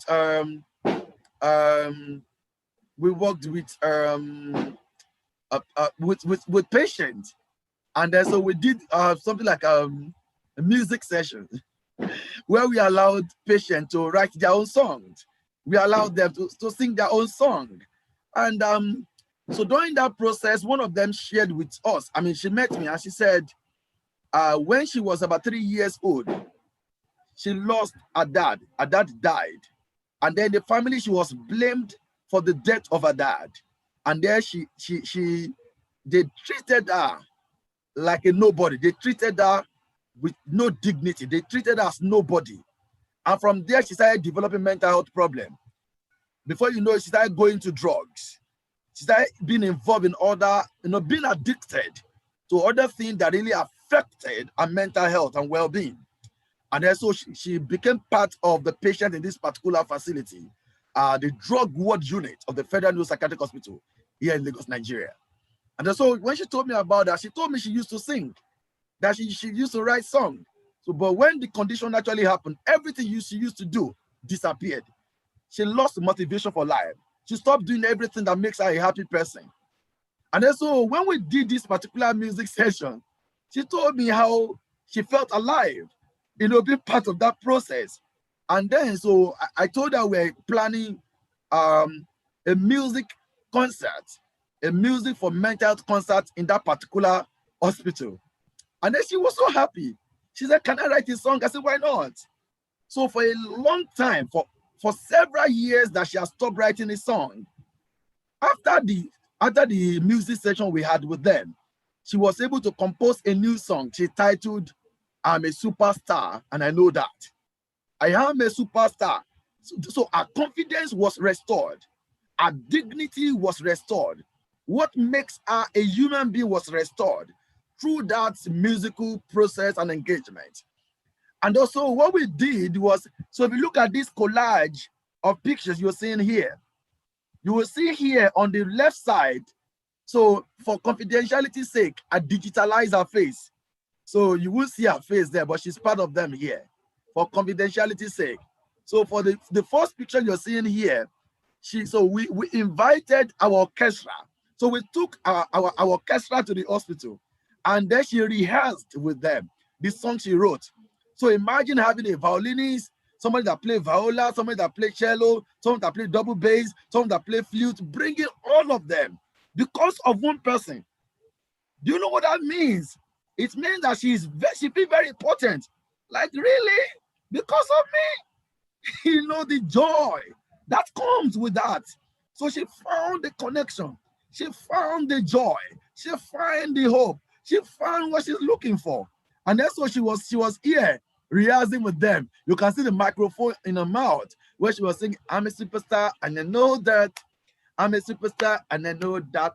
Nobody needs to tell me who I am. I'm a superstar and I know that. I'm a superstar and I know that. I'm a superstar and I know that. Nobody needs to tell me who I am. I'm a superstar and I know that." That is very important. I am a superstar. I know who I am. So music brought self-awareness to her. And that really improved the quality of life. It changes the way she sees herself. No longer as somebody who has mental health condition, but rather as a musician, as somebody who is part of the society, as somebody who should never be treated with no dignity. I know what happened is eventually. So if you look at here, you see the person playing double bass. I'm not sure you can see the picture very well. Somebody is here playing double bass, somebody is playing cello, somebody is playing violin, somebody is playing the piano, the keyboard. I mean, it's amazing. I imagine someone like DJ Babu Fashola coming to such a place. I mean, that place is going to be on fire, man. I'm like, seriously, it's going to change, bringing in energy into such space. They will not want him to go again. They are done with the routine of receiving their medical procedure. The new routine is creativity. The new routine is works of art. The new routine is music that brings healing to patients in the hospital space. And then So we had a concert here. Look at the crowd. Some of the people you see here. We had almost about 100 patients with mental health condition in this particular unit here. And look at her. Here she, oh man, she was performing live. I was crying. She was performing. We were crying like, oh my God. Even the medical director of the hospital was there. The management of the hospital were there. Other people, like top officials of the hospital were there. The social workers, the psychologists, the psychotherapists, all of them were there. I was like, we know this girl. We know her. But when she started singing, she was not the girl they used to know. They no longer see her as a patient. They see her as a musician. And do you know what happened? This girl has left this mental health facility. She has fully integrated back into the society. Let me shock you. So if you look at this picture that is digitalized with this large double bass, I'm not sure you can see digitalized. She's the one here. So these guys are a team of Art in Medicine Orchestra in Lagos, Nigeria. Now she is performing with our team outside the hospital. No longer as a patient, as a person. Somebody who loves music and lost her voice and passion for music because of the mental health condition. Art restored her. She discovered her path again. And today she's an inspiration. Let me shock you again. Today, that particular person, she started attending a music school when she left the hospital.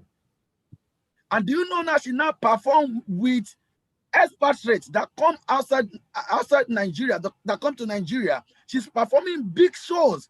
So I want you to look at the collage very well. Look at this collage with disco light. This is her performing here live.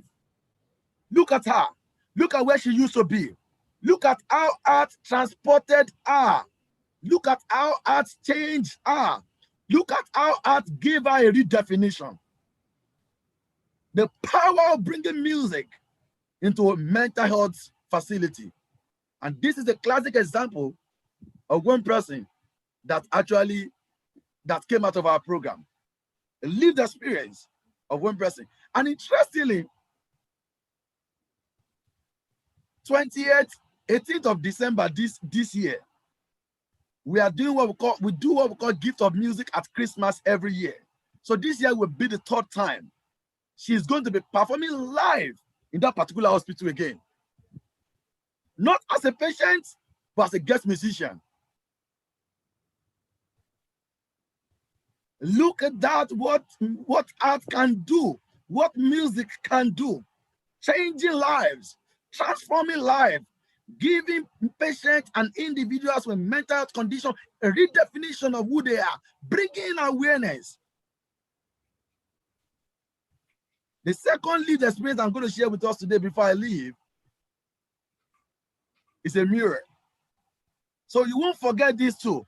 MM. Music, mirror. Music, mirrors. Music, mirrors. You can't forget the double M. Especially now that we're in MMM. Mirror, music, mother drum. I like that. You cannot forget. No, the MMM. See, this conference is over. You will never forget this one. The MMM. The music, the mirror, and the conference, the M, the mother. No, you can't forget. You cannot recover from it. So I will quickly tell us this story. This is another patient that we worked with in this particular facility. I remember the first day we went to this facility, this particular patient, we went there, we didn't go there as superstars, like, oh, well, you guys are patients, we are normal guys, you guys are sick, don't come near us. And there's so much stigma around mental health in Nigeria, right? Especially this particular facility, people are afraid that if you go to this particular mental health facility, somebody is going to grab your clothes and bite you. So some of our team members sometimes when we want to go here, like, no, I'm not going there. I'm not going there. Because because of what they have been told. Well, anyway, nobody beat anybody anyway. So when we got here, we just went there to build relationship, to connect with them, to speak with them, to empathize with them, to tell them you are not alone, to tell them we are not discriminating against, to tell them you are not patient, you are a person. So when we started talking and then we thought about wanting to create this mirror, then we realized this particular guy you are seeing in this mirror here. So he was walking around us when we were talking about what we want to do. He was shy. He was withdrawn. He doesn't want to relate with everybody. But when he realized that we're artists, do you know what he did? He went back to his room. He brought out the drawings he had been doing ever since it was an admission. He brought that because immediately we came, he found the connection. He found the connection. Immediately we showed up. These are the people that I've been looking for. He went to pull out all of his drawings and he showed us. And we marveled. We said, what? You did all of these drawings? So we told him we want to create this mirror. And before you know it, he became very interested. Somebody who doesn't like associating with people. Somebody who was disconnected. Somebody who was shy. Somebody who he didn't want to relate with anybody. And then look at him being part of the drawing of the wings. Look at him moving away from his room where he was being tied down by mental health condition and coming out and showing other patients that you can do it. Find your connection. And he came out, he joined our team to draw the mirrors, to paint the mirrors. And that's what you're seeing him here today. You see him here, and in these other places. Look at them. Look at it. Look at it from the drawing to this side, to this, and to this. And now look at patients now taking pictures in front of the wings. Look at patients taking pictures in front of the wings that this particular patient with mental health condition was part of. So she now becoming part of the process is critical to helping patients to find their healing. Be part of the process of creative engagement goes a long way to help them reconnect and rediscover themselves. And do you know the joy of this testimony about this particular patient is that today he is now facilitating art program for other patients in mental health facility in Nigeria. Do you get that? Yes. It's not the facilitator. It's not the advocate. And that's the power of bringing art into such a space. This is just another classic example. How much more, more patients will benefit from creative engagement in hospital if they have access to resources. But unfortunately, government does not provide such. So as an organization, this is what we have decided to do, and we have continued to do for over 7 years now.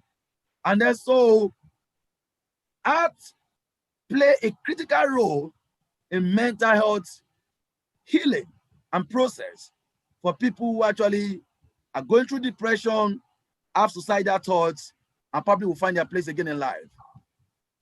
So the benefit of the art and mental health facility will include, like I said before, destigmatizes mental health conditions. It promotes inclusion and socialization between patients and caregivers. It changes even our perception of person with mental health conditions, from victim to person with values and potentials. Art and mental health facility helps to improve patient quality of life while undergoing medical procedures. So thank you very, very much for such an opportunity to share with all of you. I'm so grateful. Thank you very much. I celebrate you.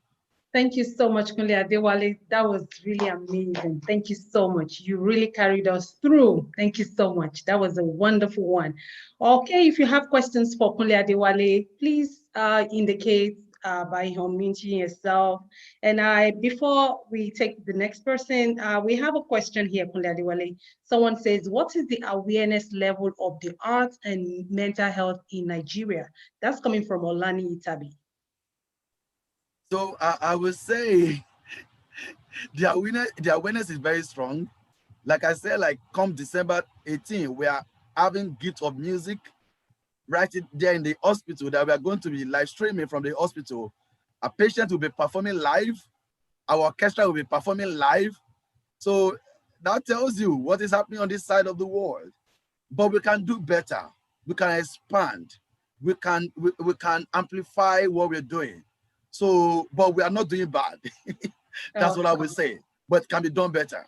All right, thank you. There's another one here. It says, how can art help change this stigma that we keep talking about, this misconception around mental health? How do you think art can help change this misconception? I think the lived experience of patients themselves I've told you today should convince you. Basically, no longer seeing them as patients, but as person. So how we define people with mental health condition determines how we see them, our perception of them. If we see them as patient, then we see them as patient. If we see them as people or person, then we see them as person. Like I said, that this particular mental health facility that we go to in Nigeria, that if people have an idea that if you go there, somebody is going to bite you. Somebody will just come out of nowhere and grab your clothes for no reason and grab you and bite you like he's going to devour you alive. That is a lie. So ways of destigmatizing mental health condition in the mental health facilities in Nigeria is to ensure that we continue to tell the stories, the true story of mental health or individuals with mental health conditions who have come out of it and are thriving today. That is one. Number two, people with mental health conditions who have come out of the facility, but today now they are now advocates for other people because now they become the mouthpiece, right? I am speaking as an individual. So somebody who have actually gone through such an experience will come out and tell you that these are the experiences I had while I was on hospital admission. And when I came out, these are the things I'm doing. You are not your stigma. You are bigger than your stigma. You are not your trauma. You are bigger than your trauma. You are not your mental health condition. You are a person. I mean, look at someone who is going back to sing in the hospital. Oh my God. That is really amazing. That's incredible, man. Yes. Okay. The last question that we're going to share right now. Every other questions, Kunle Adewale is going to answer it via the chat. Someone says, actually, Thelma Chapman says, my mother is the caregiver of my grandmother, who is 89 years old and showing signs of dementia. Is there a specific art regimen that could be incorporated into my grandmother's daily care at home? Quickly. So interestingly, so when I was in the US, I partnered with Alzheimer's Association of Northern California and Northern Nevada, and I facilitated 6-month virtual art program for person with early dementia, living with early dementia. So using digital-based platform to connect, to engage a person with early dementia in the United States. And this is something I did. And I believe the goal of art making is to enjoy the process, not to worry about the end result of the product. Sometimes we are thinking, oh, well, this work of art, it does not look like that of Picasso. No, they don't. Their work doesn't have to look like Picasso's work. That's not the goal. The goal is to allow them go through the process. Let them enjoy themselves. Let them connect. I mean, I'm telling you, some of the people that participated in the program I did with the Alzheimer's Association, I mean, they are always looking forward to moments with me. They are always bringing so much joy. Some of them were able to reconnect with the creative aspect of themselves that they have actually missed for a long time. Now they cannot create art, even with objects around them, improvising objects without even using sophisticated art materials. No, art making does not require sophisticated materials. Just pencil, just crayon, just watercolor can do the wonders of healing. So what I would recommend is, there are a lot of learning resources on YouTube. And I think your mom can actually, you can even be you can work with your mom, because one of the things I did with them was that we did what we call like intergenerational art engagement, where some of these people work with their grandchildren, making paintings together. because it strengthens our bond. It makes them feel like, the loneliness they are experiencing, actually art takes it away.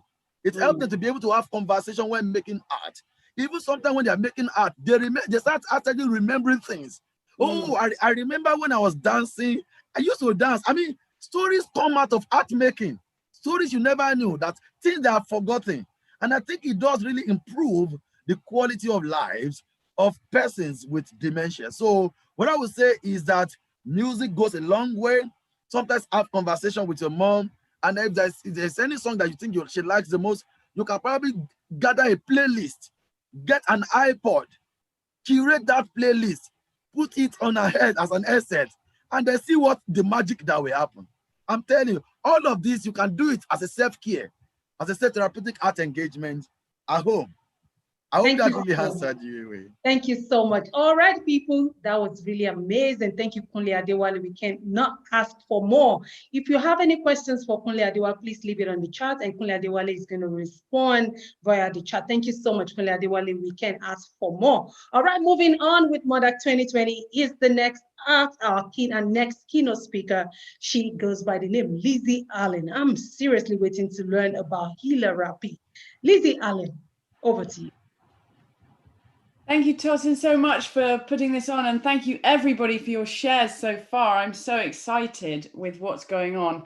I've got the dog here who's been howling in the background because it's been coming and going. Thank you so much for having me. My name's Lizzie Allen. I am a person in long-term recovery, which means for me, I haven't had a drink or a drug in almost 11 years. So that's how I have been taught to introduce myself. Because I think it's important to let people know that, that I am a person in long-term recovery. I've also had a huge experience of mental health issues as well. And I thought I've been kind of, I have a talk, but I quite like to go off piste. So I'm just going to let the dog out. Sorry. Come on, Max. Wrong time. So so I'm in Canada. I'm from England. I've been here for 5 years.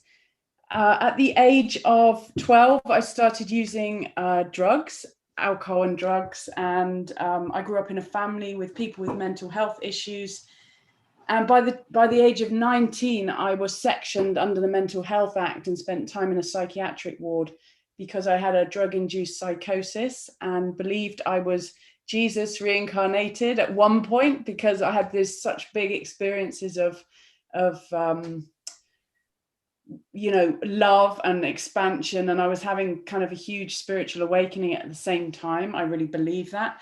And so that was 21 years ago, and my healing journey was, first of all, it took me another 9 years to stop smoking cannabis after that point in time.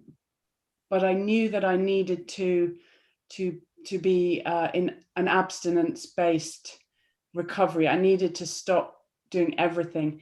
And the first thing that came up for me actually was music. In hospital, I would write raps.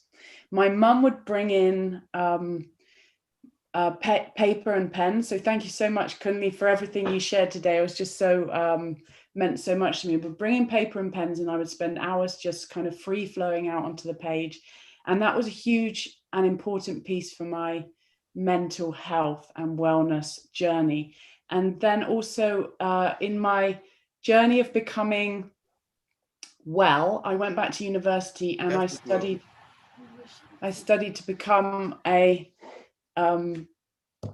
did comedy writing and performance degree. And during that time, I decided to face what I'd been through with addiction and mental health and put it into comedy. And I went and I did a kind of huge, what would you call it, research project. And it involved me facing the shame, trauma, stigma around mental health, around addiction, creating a show, and then inviting people from the normal everyday community, plus inviting people from the recovery community, because I knew that they would be able to identify with my story. So I had a feeling and I had been trying to do comedy out in the comedy circuit in England, which is just a very toxic, unfriendly scene for somebody in recovery. It's a very alcohol-fueled, ego-based, lonely experience where you just kind of feel totally, it's not safe to share your heart. So I wanted to create a space which was safe for me to share my truth through comedy. And this kind of rolled into me teaching other people to do it. And I started by teaching my friends to do comedy, and we'd put on shows in a dry bar for other people in recovery. They were the most popular shows, and the experience of fellowship and togetherness and support for the performers on stage and was just beyond what I'd ever imagined possible for comedy, and especially new comedians as well, who were sharing their authentic comedy from a place of wellness, which was hugely inspiring to people who are still struggling with addiction and mental health issues when coming into this situation. So that kind of snowballed. I carried on. I was asked to come and perform it over here at the psychiatric ward for people training who work in psychiatric wards. I was doing it in prisons. I was doing it all over the place. My career kind of carried on and snowballed, and I created Addictive Comedy, which then turned into Hilarapy. We rebranded as Hilarapy because we were getting stigmatized by having addictive in the and if we put on a public show, people would phone up and go, "Is this for everyone?" It's like, yeah, it's for everyone. Like, oh, it's just that I'm not an addict. And I just, oh yeah. So we had to kind of just, that stigma. But the power of showing up on stage and sharing my story through comedy was absolutely life-changing. It was so life-changing, and it's just gone in leaps and bounds, really. It's just grabbed so much momentum, and I've managed to kind of get in touch with all these other people who are doing work with comedy and therapy. And I trained again and became a registered transpersonal therapist, which of course added to my own personal growth work, which then helped me to understand my own spiritual journey, my own, the family trauma stuff coming down the family line that we all kind of just carry with us, the social trauma and everything that kind of, it just helped me to understand. So, today I live a really, really wonderful life, free from mental health and addiction problems, but not immune, if that makes sense. I do go up and down. That's kind of, I think that is true of everyone. And I just wanted to say, and it was mentioned by Gary earlier, that everybody lives up here. And I think even just damaging to call it mental health problems, because it's not, it's a holistic whole problem. And for me personally, I was hugely disconnected from the source, from God, from everything. I was believing thoughts which were keeping me disconnected.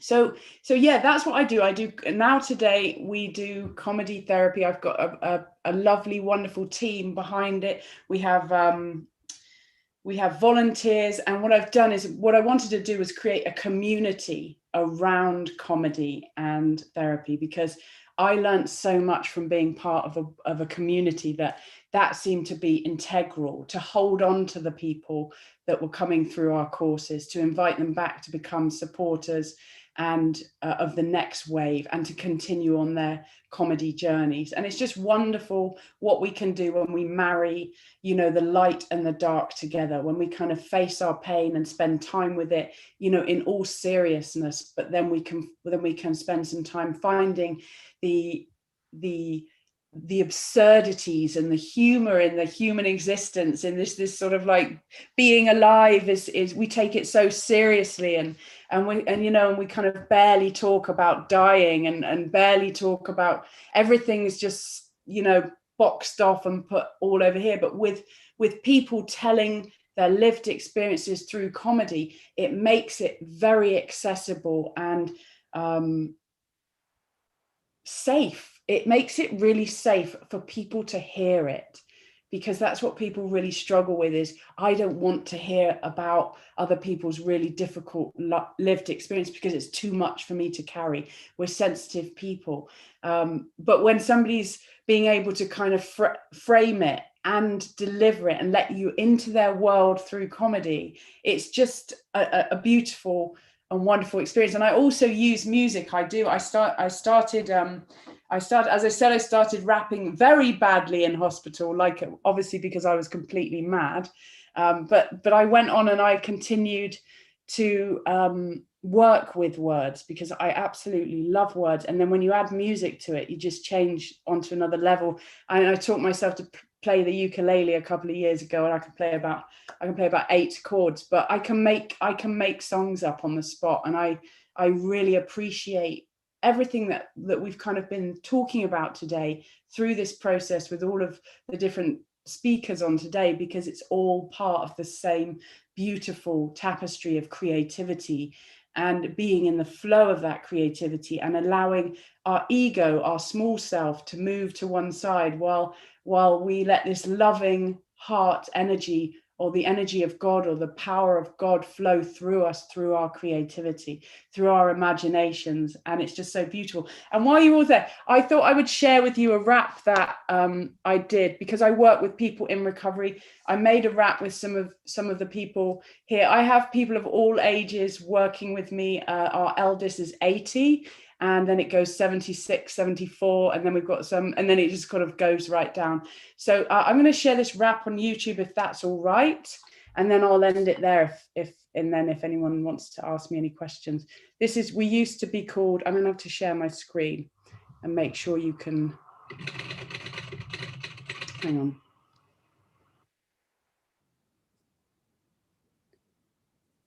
Am I allowed to share share computer sound? Yes, you can. Okay, perfect. We have to find it on here, right? One sec. Go to the share screen. Okay, got it. Can you see that? Yes, we see. Okay. And sorry for the swearing, by the way, just a couple of bits to express myself, sorry. Guys, we gotta get something together for this show. I know, I'm really panicking right now.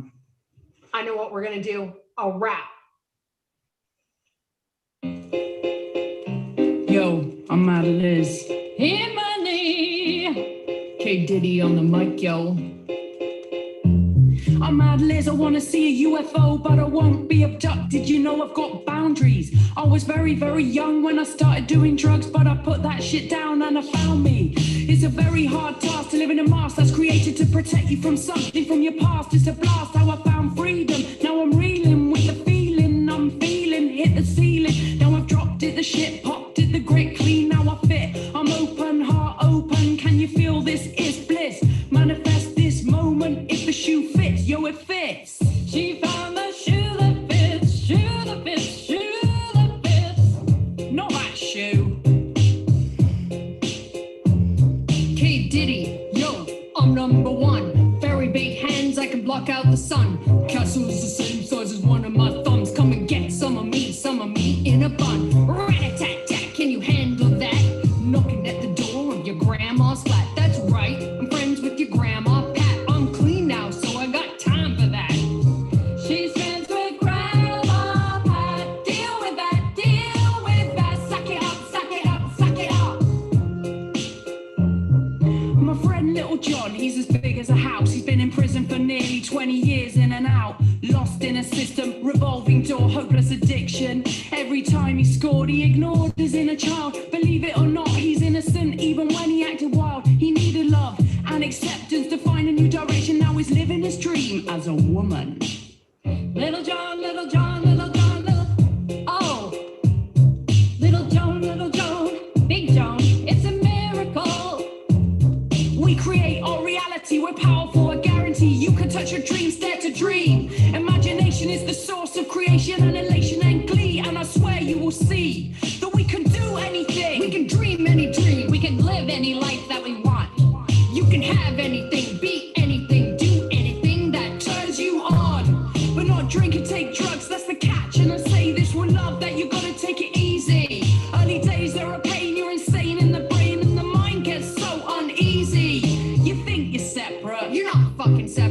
just used to being on your own. Look around, take a photo, this is the network, you're not fucking on your own. You play pour me, another drink. Bless you, child, you attract what you think. In a blink, you'll sink into a shitty sink. The whole of self-pity, poor soul, oh no. Shitty sinkhole, poor soul, little bit like a shitty asshole. Sorry about that. We have to give it away just to keep what we've got. What the fuck is that? It's a paradox. It means share what you know, stay in the flow. If you want to grow, don't live your life in a box.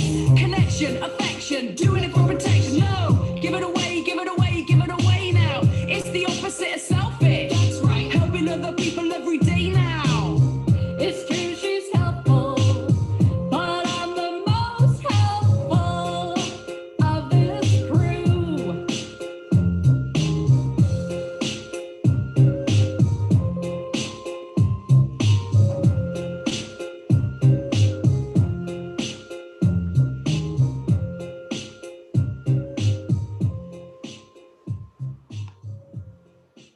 I do really apologize for the swearing. Sorry about that. Sometimes. All right, thank you so much, Lizzie. Does anybody have any questions for Lizzie? Our next act on the stage. As I mentioned, Oh, sorry. established her career over in the UK before coming Let me over do this, here hang and on. starting a chapter of her. Please, if you have any question for Lizzie, go ahead, unmute yourself. Okay, all right. Thank you, Lizzie, for sharing that beautiful story with us. Now we know what Healer Therapy is, a place where you can express yourself. I think a lot of people need this kind of space where they can feel comfortable to share their experiences, to learn from others. Thank you so much for bringing this to life. And thank you for sharing your story. Congratulations on your sobriety. And we say, stay strong, Lizzie, and we got you. Okay, people, thank you so much. Without wasting so much time, we would go to the next keynote speaker. She goes by the name Dr. Ariel Michelle. She will be sharing with us today the space between mental health and womanhood. Are you ready for us, Dr. Ariel Michelle? Yes, hello everyone. Hi. Thank you all so much for having me at this conference.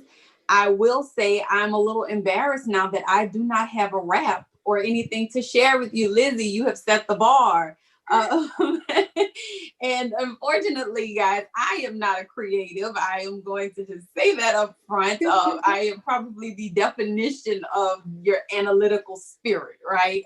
As a social scientist, but I'm going to do my best to follow up that awesome rap that Lizzie provided for us and just share with you guys some information about this space between mental health and womanhood and what we can do to make sure that we are navigating our own world and our own space as efficiently and effectively as possible.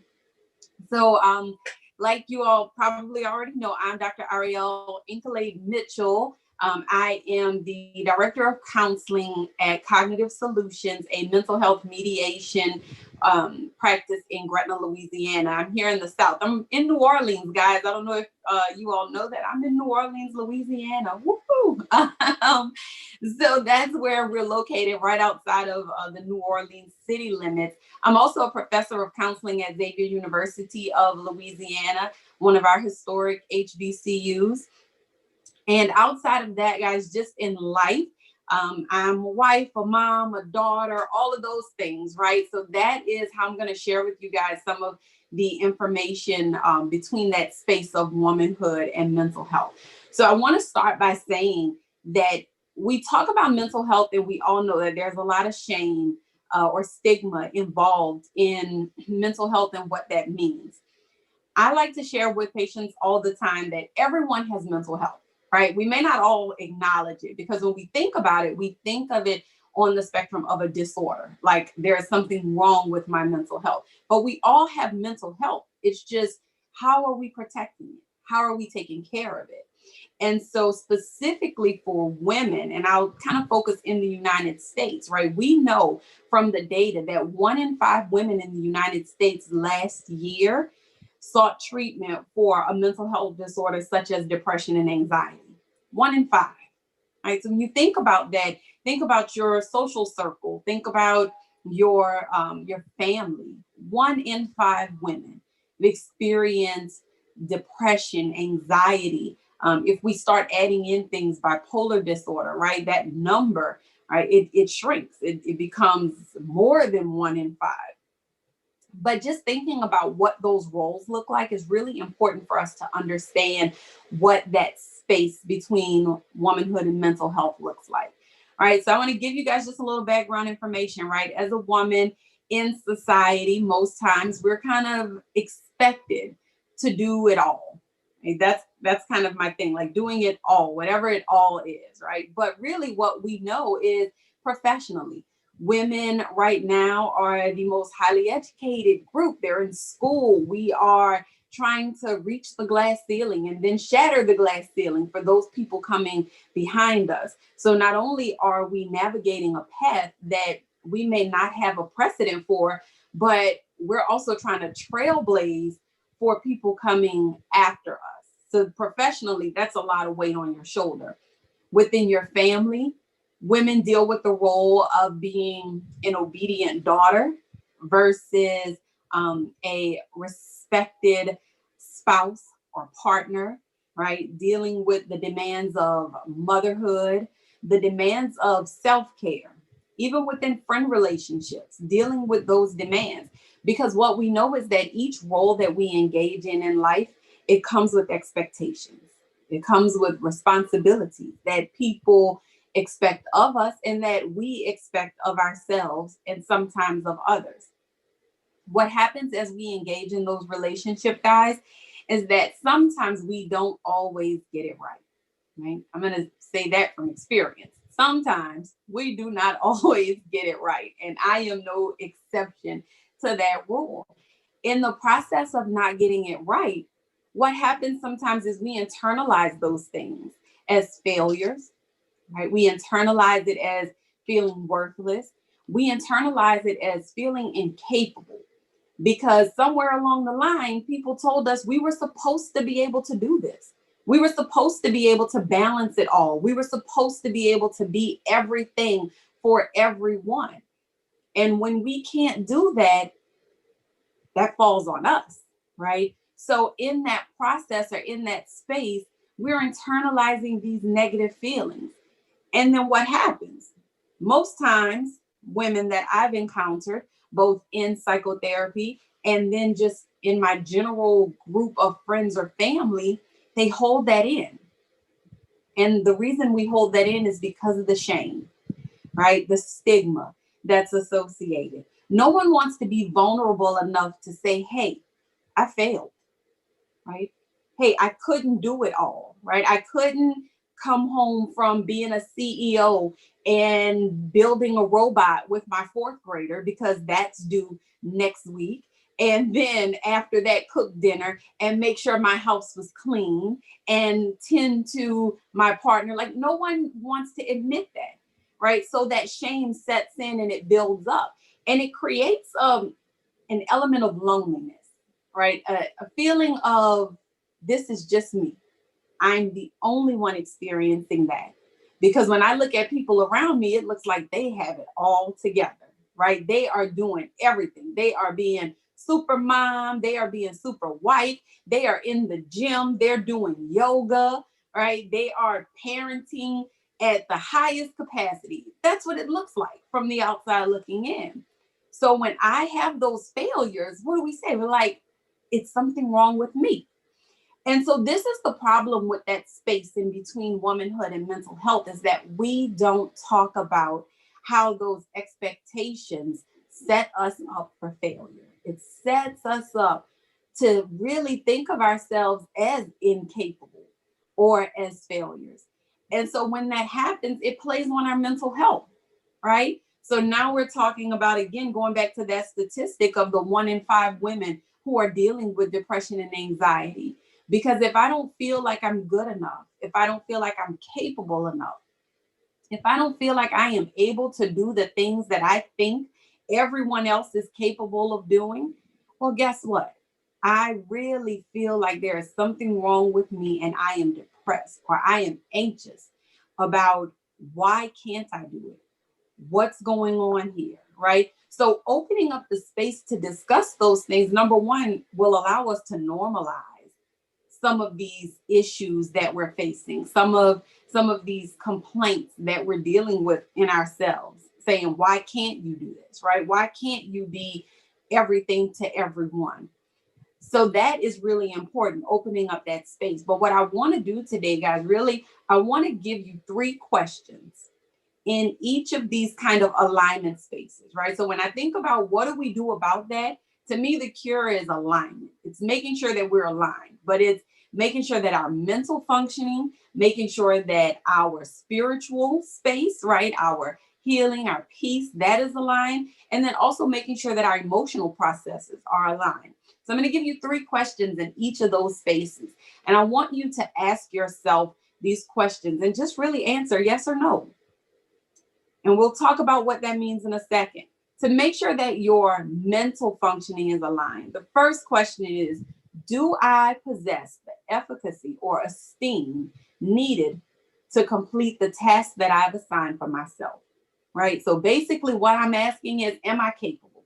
But not just am I capable, do I believe that I am capable, right? Because belief is a huge part of that. I remember being younger and people would say all the time, don't say you can't do something, right? Because if you say you can't, then you can't, right? If you put it out there, you're putting it in the universe, you're already saying, you're setting yourself up already for failure. So do I possess the efficacy and esteem to accomplish what it is I am setting out to do? That's question number 1. Question number 2, are my thoughts realistic? Can I do this? Right? Is this really realistic? And I'm going to give you an example of that, guys. One thing that I go through all the time is I'm going to start exercising. I'm going to say this to you guys on this public forum. Maybe it's going to help me be more accountable. I am going to start exercising, right? But what I do is I set myself up for unrealistic things. And this is how. When I say I'm going to start exercising, meaning I have never exercised in my life, ever, right? I say, I'm going to go run a marathon. Now, we talk about being realistic. Could I do it? Possibly, right? I'm not in terrible shape. I don't eat terribly. I'm fairly competitive with myself. So if I start, I might be able to run this marathon. But the reality of it is that I have no training in how to breathe properly, how to run efficiently, how to do this. So is this thought that I am going to go straight into exercising and running a marathon, is that realistic? Right? I can have all the efficacy and esteem that I want around it. I can think I can do it, but really, can I do it physically? Have I set myself up for success there? Meaning, have I trained? No. Have I prepared? No. So what happens is I'm setting myself up for failure in a sense because I have these obstacles that I have to climb over before I can even be successful there. So that's the second question. Am I being realistic? The second thing is, do I have the resources needed to accomplish these mental thoughts, these goals that I've set for myself? Do I have the resources, right?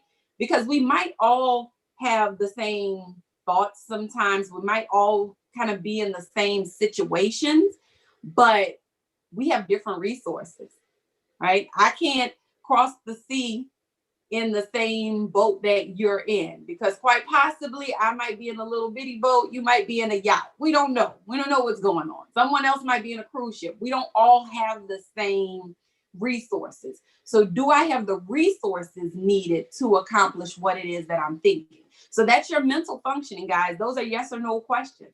And if your answers to those questions are no, you've got some work to do, right? Your emotional process.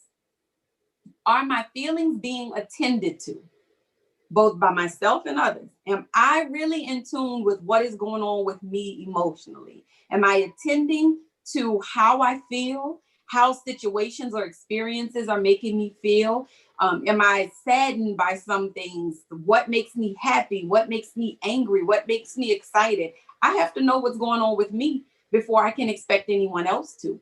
So am I attending to my emotions, right? Am I expressing myself effectively? Once I know that I am happy, sad, angry, frustrated, whatever, am I expressing myself effectively to those people who need to know those things? Because more often than not, what happens is we don't express ourselves effectively. I feel one way and then I present a different way. And so then the people around us are confused. Anybody ever get that, right? Somebody's like, well, how was I supposed to know you were angry? It's like, you were just supposed to know, right? That's not fair. Am I expressing myself effectively? And that third question, once I express my needs, are they being met? Am I meeting my needs? Are other people who are around me meeting my needs, right? Because there's one thing to think that the people around you are not meeting your needs because they don't know what they are. But then there's another element that when you effectively express to the people around you what your needs are and they choose not to meet them, what does that mean, right? So that choice, they're choosing not to meet them. So that brings you into, how am I protecting my physical space around me if I'm surrounding myself with people who are choosing not to meet the needs that I am expressing, right? So those are those three questions to ask yourself, guys, around your emotional process. And if your answers there are no, we've got some work to do on those emotional processes and that alignment there. This last area, guys, spiritually, I call it spirit.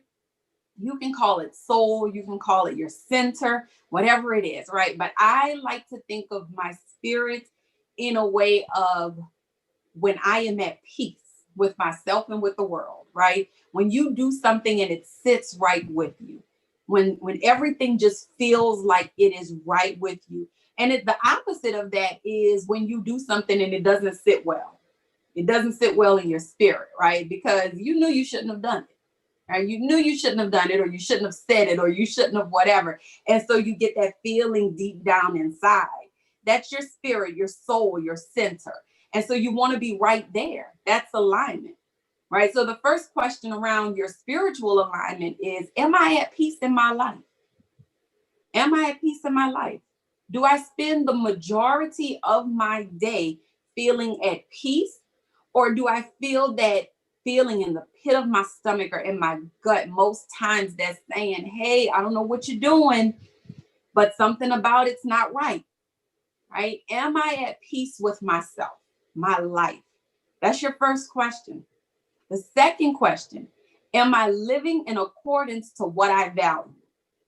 Right? This is a huge question, guys, because we talk about value and we bring in values to the conversation. What I like to say about values is show me where you spend your time and I'll tell you what you value. Right? Where you spend your time is what you value the most. People can argue and people can say, well, no, I do this, but you know what I value is that. Well, that doesn't get your time, but this does. And time is the one finite thing we have in life. We can't make more of it. We don't know how much of it we have. So are you living in accordance to what you value and where you spend your time, right? And the last question in your spiritual alignment is, am I an active participant in the creation of my environment and my space, right? Meaning, am I participating in what my life is becoming and what my life is, or am I sitting back and allowing life to happen to me? There's ownership in that, guys. When we feel like we own what is going on with us, when we have ownership in our life and our experiences and what's happening, then we feel like I can tackle the world, right? Because I'm a part of this.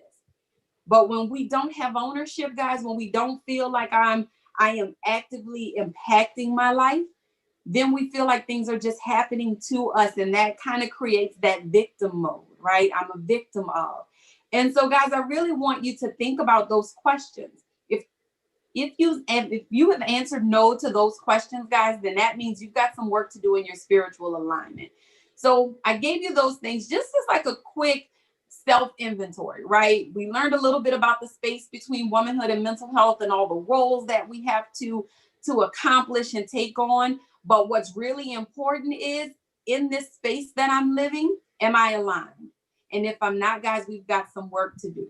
If you're in the Louisiana area, you can call me at Cognitive Solutions. I can help you do that work. But if not, guys, find someone that can help you do the work you need so that you can be aligned and you can have that purpose and function in your life, because that is very important to the mental health that we all have and share. Right? That's it for me, guys. Thank you so much again for having me. I hope that was helpful. Thank you so much. That was on point. Thank you so much, Dr. Ariel. We learned so much from you. And if anyone have a question for Dr. Ariel, please leave your question on the chat box and she would answer you. Thank you so much. And she was actually talking about the space between women and mental health. That's really amazing. Thank you so much. All right, we have our last keynote speaker today. Before we now go ahead and dance with DJ Babu, we have Jill Sunk. Okay, yes, Jill is here now. You know, when we started, I told you she was going to be joining us, and Jill is going to be talking about, she's going to be talking about why public health needs art. Jill Sunk. Thank you so much. It's really a pleasure to be with you all today. I'm going to take just a moment and sort out my screen share here. So pardon me while I get that set up.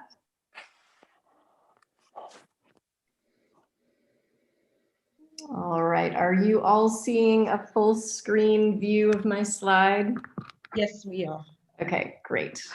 All right. Well, hi, everybody. It's really a pleasure to be here with you all this afternoon. I am coming to you from my home in Gainesville, Florida. Oh, did we just lose my slides?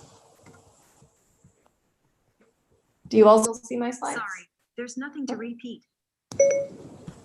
Yes, we see your slide. Sorry about that. Are you all still seeing my slides, Tosin? Yes, I can see. Okay. I hit something there. Sorry about that. All right. So I'm joining you from my home in Gainesville, Florida, and I want to begin by acknowledging that my home, like probably many of yours, stands on unceded land in the United States. And I want to just acknowledge the devastating history of this land, along with the wisdom and traditions of the indigenous Seminole and Timucua people, who among others are its past, present, and future stewards. So as you heard, I'm going to talk today about why public health needs the arts. And because I'm based in the United States, I'm going to speak today in a US context. And knowing that you all bring really wonderfully diverse backgrounds and perspectives, I want to start with just a little bit of Public Health 101 to help set some of the context for our conversation today. So over the past century, the field of public health has moved through several distinct waves that reflect distinct perspectives on population health. The concepts of health equity, root causes, and the social determinants of health have been increasingly taken up in public health. Sorry, I went past one slide. Have increasingly been taken up in public health in the United States over the past couple of decades in what's considered the fourth wave. However, even with this focus on the social determinants, much of public health research and practice continues to prioritize individual and interpersonal level interventions. But recently, many in the public health field have called for a fifth wave of public health. This is a paradigm in which the social ecological environment generates health through a holistic and collective frame. This fifth wave view recognizes that there's no single sector or intervention or mechanism that can support health and health equity. Rather, a focus on a culture of health across disciplines, sectors, policies, and geographies will increase the pace at which critical population health issues can be addressed. And within this perspective, we understand that moving the needle on population health requires collective action or social change. And that change has to take place around the upstream drivers of health inequities, such as racism, collective trauma, and many other systemic inequities. And similarly, the growing focus on health equity in public health highlights the need for approaches that support individual health and address upstream drivers of health outcomes. Those would include structures, systems, environments, and policies again. And these kinds of interventions require innovative, collaborative efforts that are really responsive to culture, to lived experience, and to community assets. So as a sector, arts and culture offers really rich ground for precisely such collaboration and innovation. So as you all well know, the arts have long been used as a means to communicate with the public, to influence behaviors, and to fuel social movements. Artists are influencers, both in their own communities and across populations. And the arts uncover and illuminate issues. They engage us emotionally and intellectually. They challenge assumptions, they call out injustice, and they influence collective action. And we know that artists have long been agents of the kind of social, cultural, and behavior change that we really need today. From the explosion of artistic expression within the Harlem Renaissance, to the AIDS quilt in the 1980s, which raised awareness of the scale and impact of HIV, and the Broadway play Rent in the 90s, which played a major role in reducing stigma and increasing HIV testing, to Knitted Pink Hats in 2018, which cultivated solidarity and protest of the widespread deprecation of women by men in power, and the music and the design that fuels the Me Too and the Black Lives Matter movements today. So public health calls this the diffusion of innovation, which is a behavior change theory. We just call it art, doing what art does. I think my slides just went off again, sorry about that. And today, as so many people are reaching to the arts to cope with social distancing and the stress of COVID-19, the relationships between the arts and health are more visible and visceral than ever. In this pandemic, as you've probably seen, the arts have been central to connection, coping, and communication. And now they're being engaged in recovery and rebuilding efforts as well. So we see musicians around the world singing and performing from balconies. People are flocking to massive online music gatherings, like this one that DJ Denice, Michelle Obama, and the CDC collaborated on. In these events, people are experiencing joy and connection, and the artists are also using their platforms to communicate critical and accurate health information from agencies like the CDC. And I just love this one, Charli D'Amelio's TikTok dance about staying grounded and staying home, which has been viewed over 10 billion times. And 95,000 of those were within the first 10 minutes, which is really amazing. This video has also led to the creation of more than 3.5 million unique hashtag distance dance videos, which have collectively been viewed more than 15.6 billion times. So this is really, truly effective health communication. And Charli was just named one of PR Week's 50 health influencers, which I think is really interesting. In addition, collaborative community songwriting projects like the Lift Up Louisville project are providing communities with ways to experience connection in the midst of isolation. And they're better positioning those communities to collaborate as well in recovery and rebuilding efforts. So within the pandemic, the arts have been engaged for rapid and widespread communication by the World Health Organization, by the United Nations and the CDC, and by the NIH. And these agencies who lead our national and global public health systems recognize that the arts can influence behaviors and that they're essential to our well-being and our resilience in challenging times like these. And artists are, as ever, rising up to express their own and our collective outrage at the racism that persists and is a major public health issue in this country. I want to harken back for a minute to 1964, when Nina Simone wrote the song Mississippi Goddamn, after she learned that the Ku Klux Klan had bombed the 16th Street Baptist Church in Birmingham and killed 4 little girls. So in response to this tragedy, Simone felt that she had to say something, in her words, to express or explode. So she described ransacking her garage and trying to make a gun. And when her husband reminded her that she didn't know anything about killing, she ran to her piano and she wrote Mississippi Goddamn in under an hour. So this song was recorded when she performed it in March of 1964 at Carnegie Hall in front of a mostly white audience. And that recording was released as a single and then became an anthem during the civil rights movement. It was banned in several southern states, and she performed it in front of 10,000 people at the end of the Selma to Montgomery marches, when she and other Black artists, including Sammy Davis Jr., James Baldwin, and Harry Belafonte, crossed police lines. So today, artists like Beyonce and Dave Chappelle and many others in the public eye are using their platforms to drive action. And artists and communities and even local governments are doing so as well. I had the pleasure of being in New York this summer when the Black Lives Matter mural was painted in front of Trump Tower, and when dancing erupted just a few weeks back everywhere in the streets after the election was called.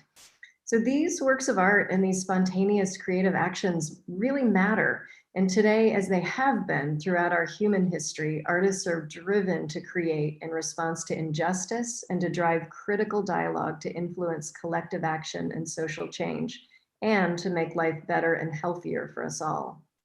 And today, as our public health systems are acknowledging and addressing racism as a public health issue, public health really needs artists to help make the changes that will create health and health equity.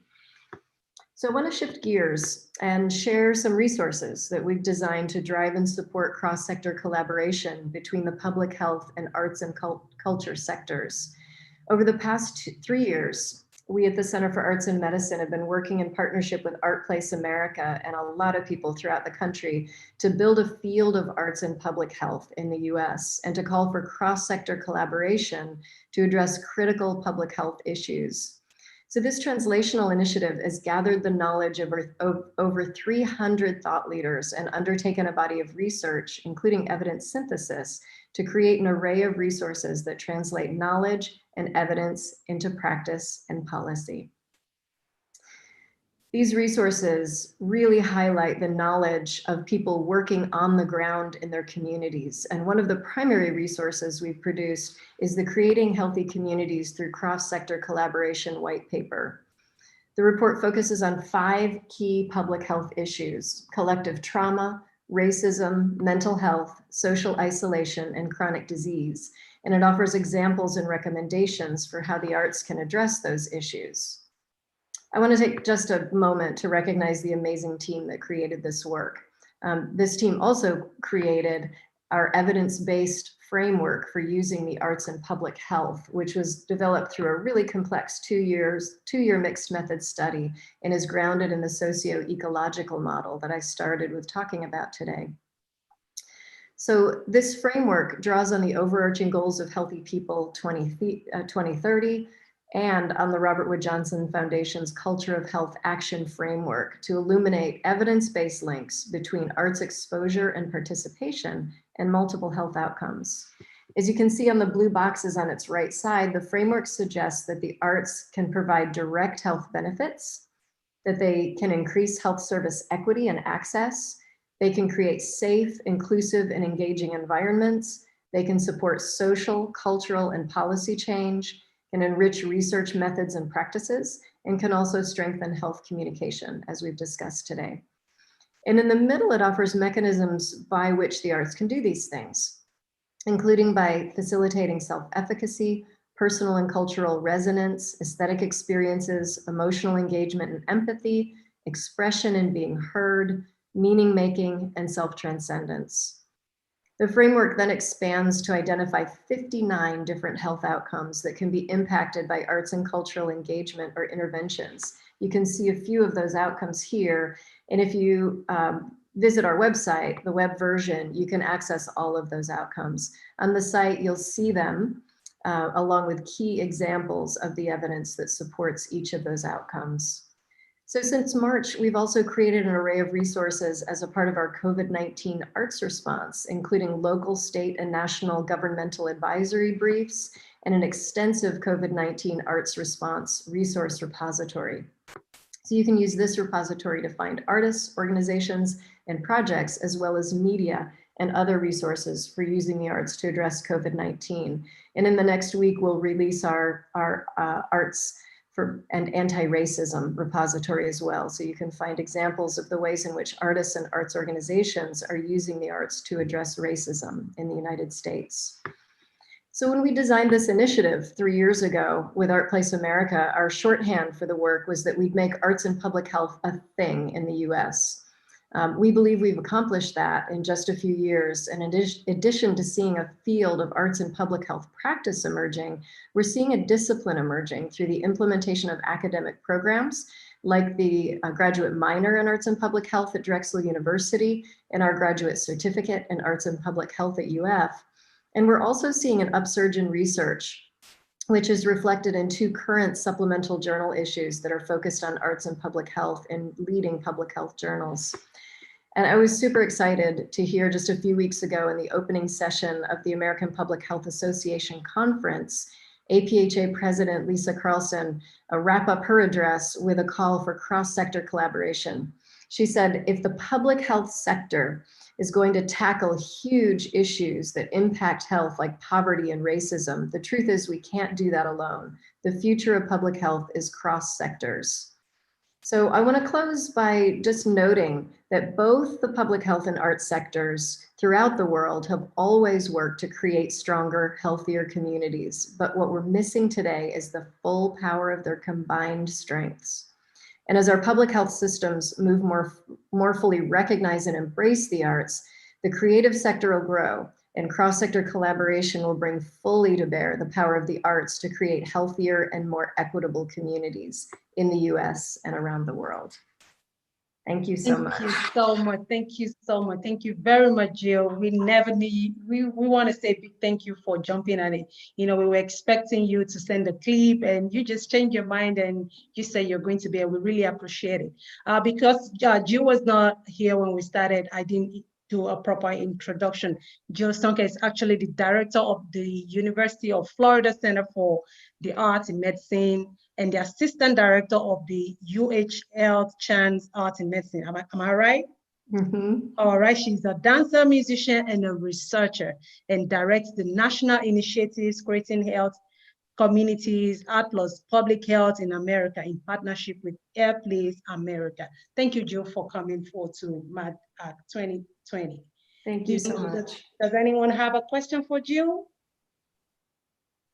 Okay, all right. Someone says, this is such detailed and practical work. Thank you, Jill Sonke, for sharing. How do we have the world realize problems like racism and huge public health problem? Briefly. Do you want to answer that or you want to go to the chat box to answer that?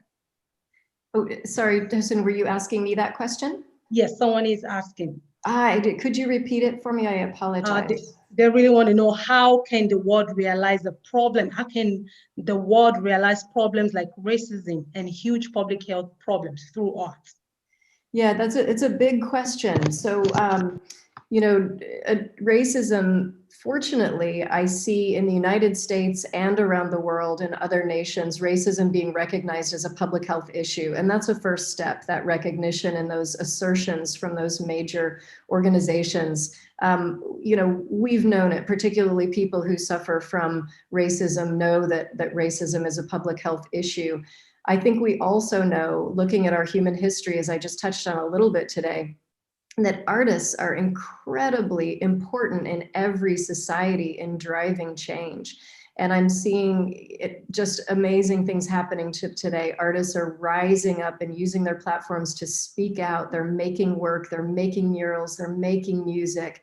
You know, this is a way that the arts are a way that we illuminate what's happening in our culture and in our world and address it and drive change.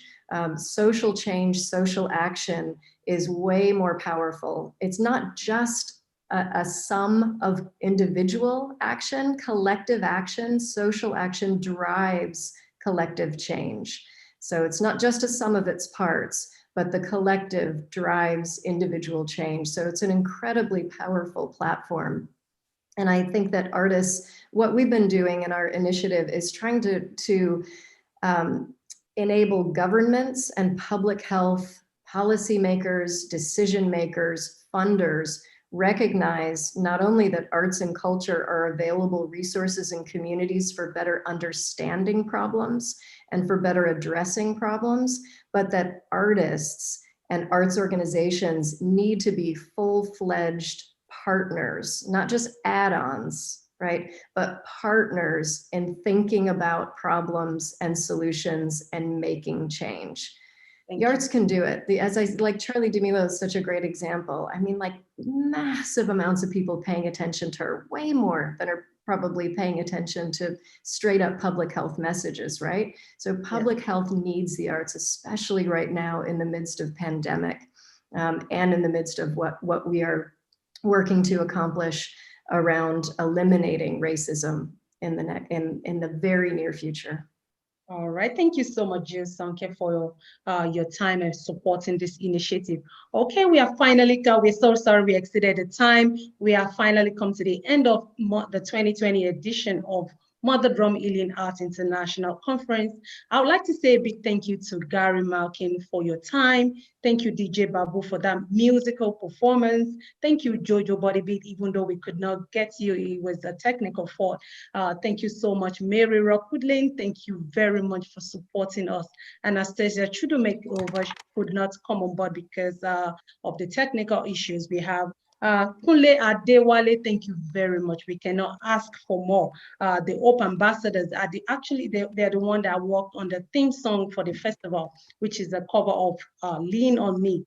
Lizzie Allen, thank you very much. I really appreciate your support. Jill Sonke, thank you very much. Colors LLC, thank you very much. Carista says, Pharaoh also sent us a message, and I'm going to share that right after the program. Thank you all for coming, and don't forget that Mother Drum Healing Arts Foundation is a nonprofit organization that will use the arts to raise the awareness about addiction and mental health issues, as well as to use the arts to spread the message of hope to everyone out there who may be going through one mental health challenges or the other. Spread love, don't spread hate. And don't forget, you can visit our website, www.motherdrumhaf.org. if you want to support us, if you want to partner with us, if you have anything you want to share with us, please go ahead and visit our website. Hopefully, I'll see you next year. And next year is going to be bigger and better. Do we have Jojo here before I go? Jojo, do you want to slap yourself before we go? It's okay. All right, DJ Babu, take it from here. Thank you so much. I'll see you guys next year. God bless you. And Mother Drum Healing Arts Festival continues tomorrow with our workshop. Have a good one. Thank you. DJ Babu.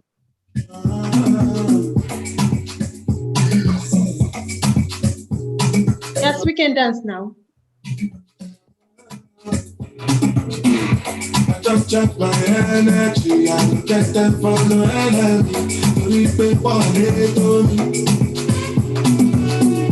Nothing with person never see, nothing with person never see. Forget the as a bashi. Only soon as they don't about the agent. I get out to the person. I'm in the Sunday, yes, sir. Don't know me that they are, yes, sir. Respect is reciprocal, even though I know it's special. Anybody, no one does on you. Anybody, no the God in on you. I got something, no matter how I got something, what is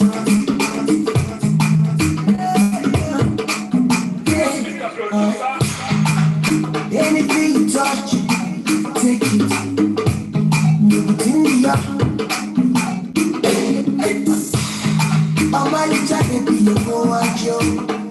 Thank you all. Take me home tonight, she said.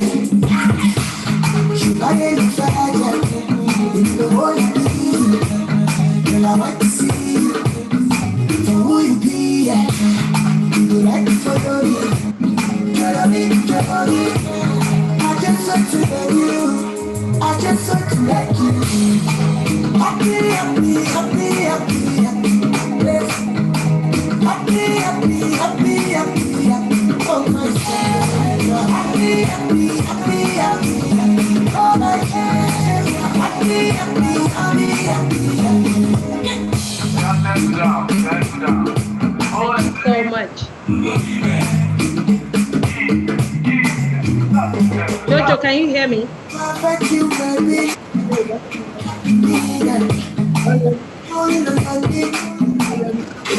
The sound is bad.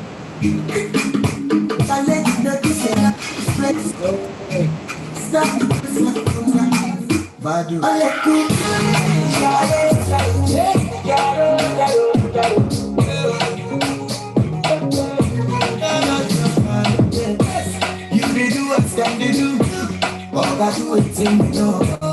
better know who you are. You better know who you are. As you come this life alone, that's what you call it, this life alone. You better know who you are. You better know who you are. Alright, love, alright. If you are the one, alright, be love, alright, be love, you are the one. You can keep on taking away, for every day never give away. Papa say make a day happy, make a day happy, yeah, yeah, yeah. Dao, dao, dao, dao. Baby, dao, baby, dao, dao,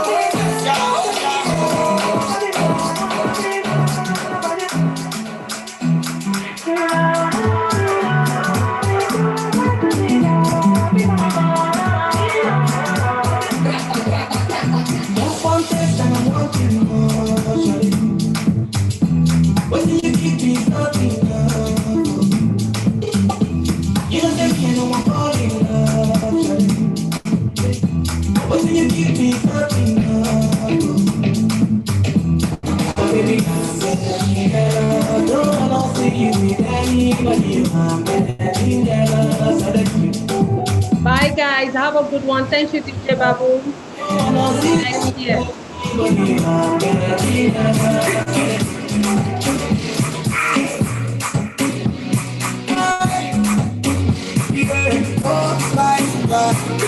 You can dance, girl.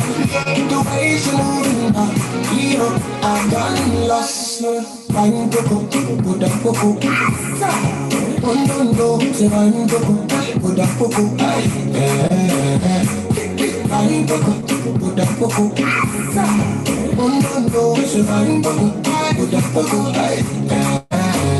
Charlie, it's you, Joanna. I said you can shoot in my shot too. I go Ghana. Oh yeah, shy. I'll be you, baby, Maria. Thank you so much, DJ Babu. God bless you all. Have a wonderful time. Enjoy.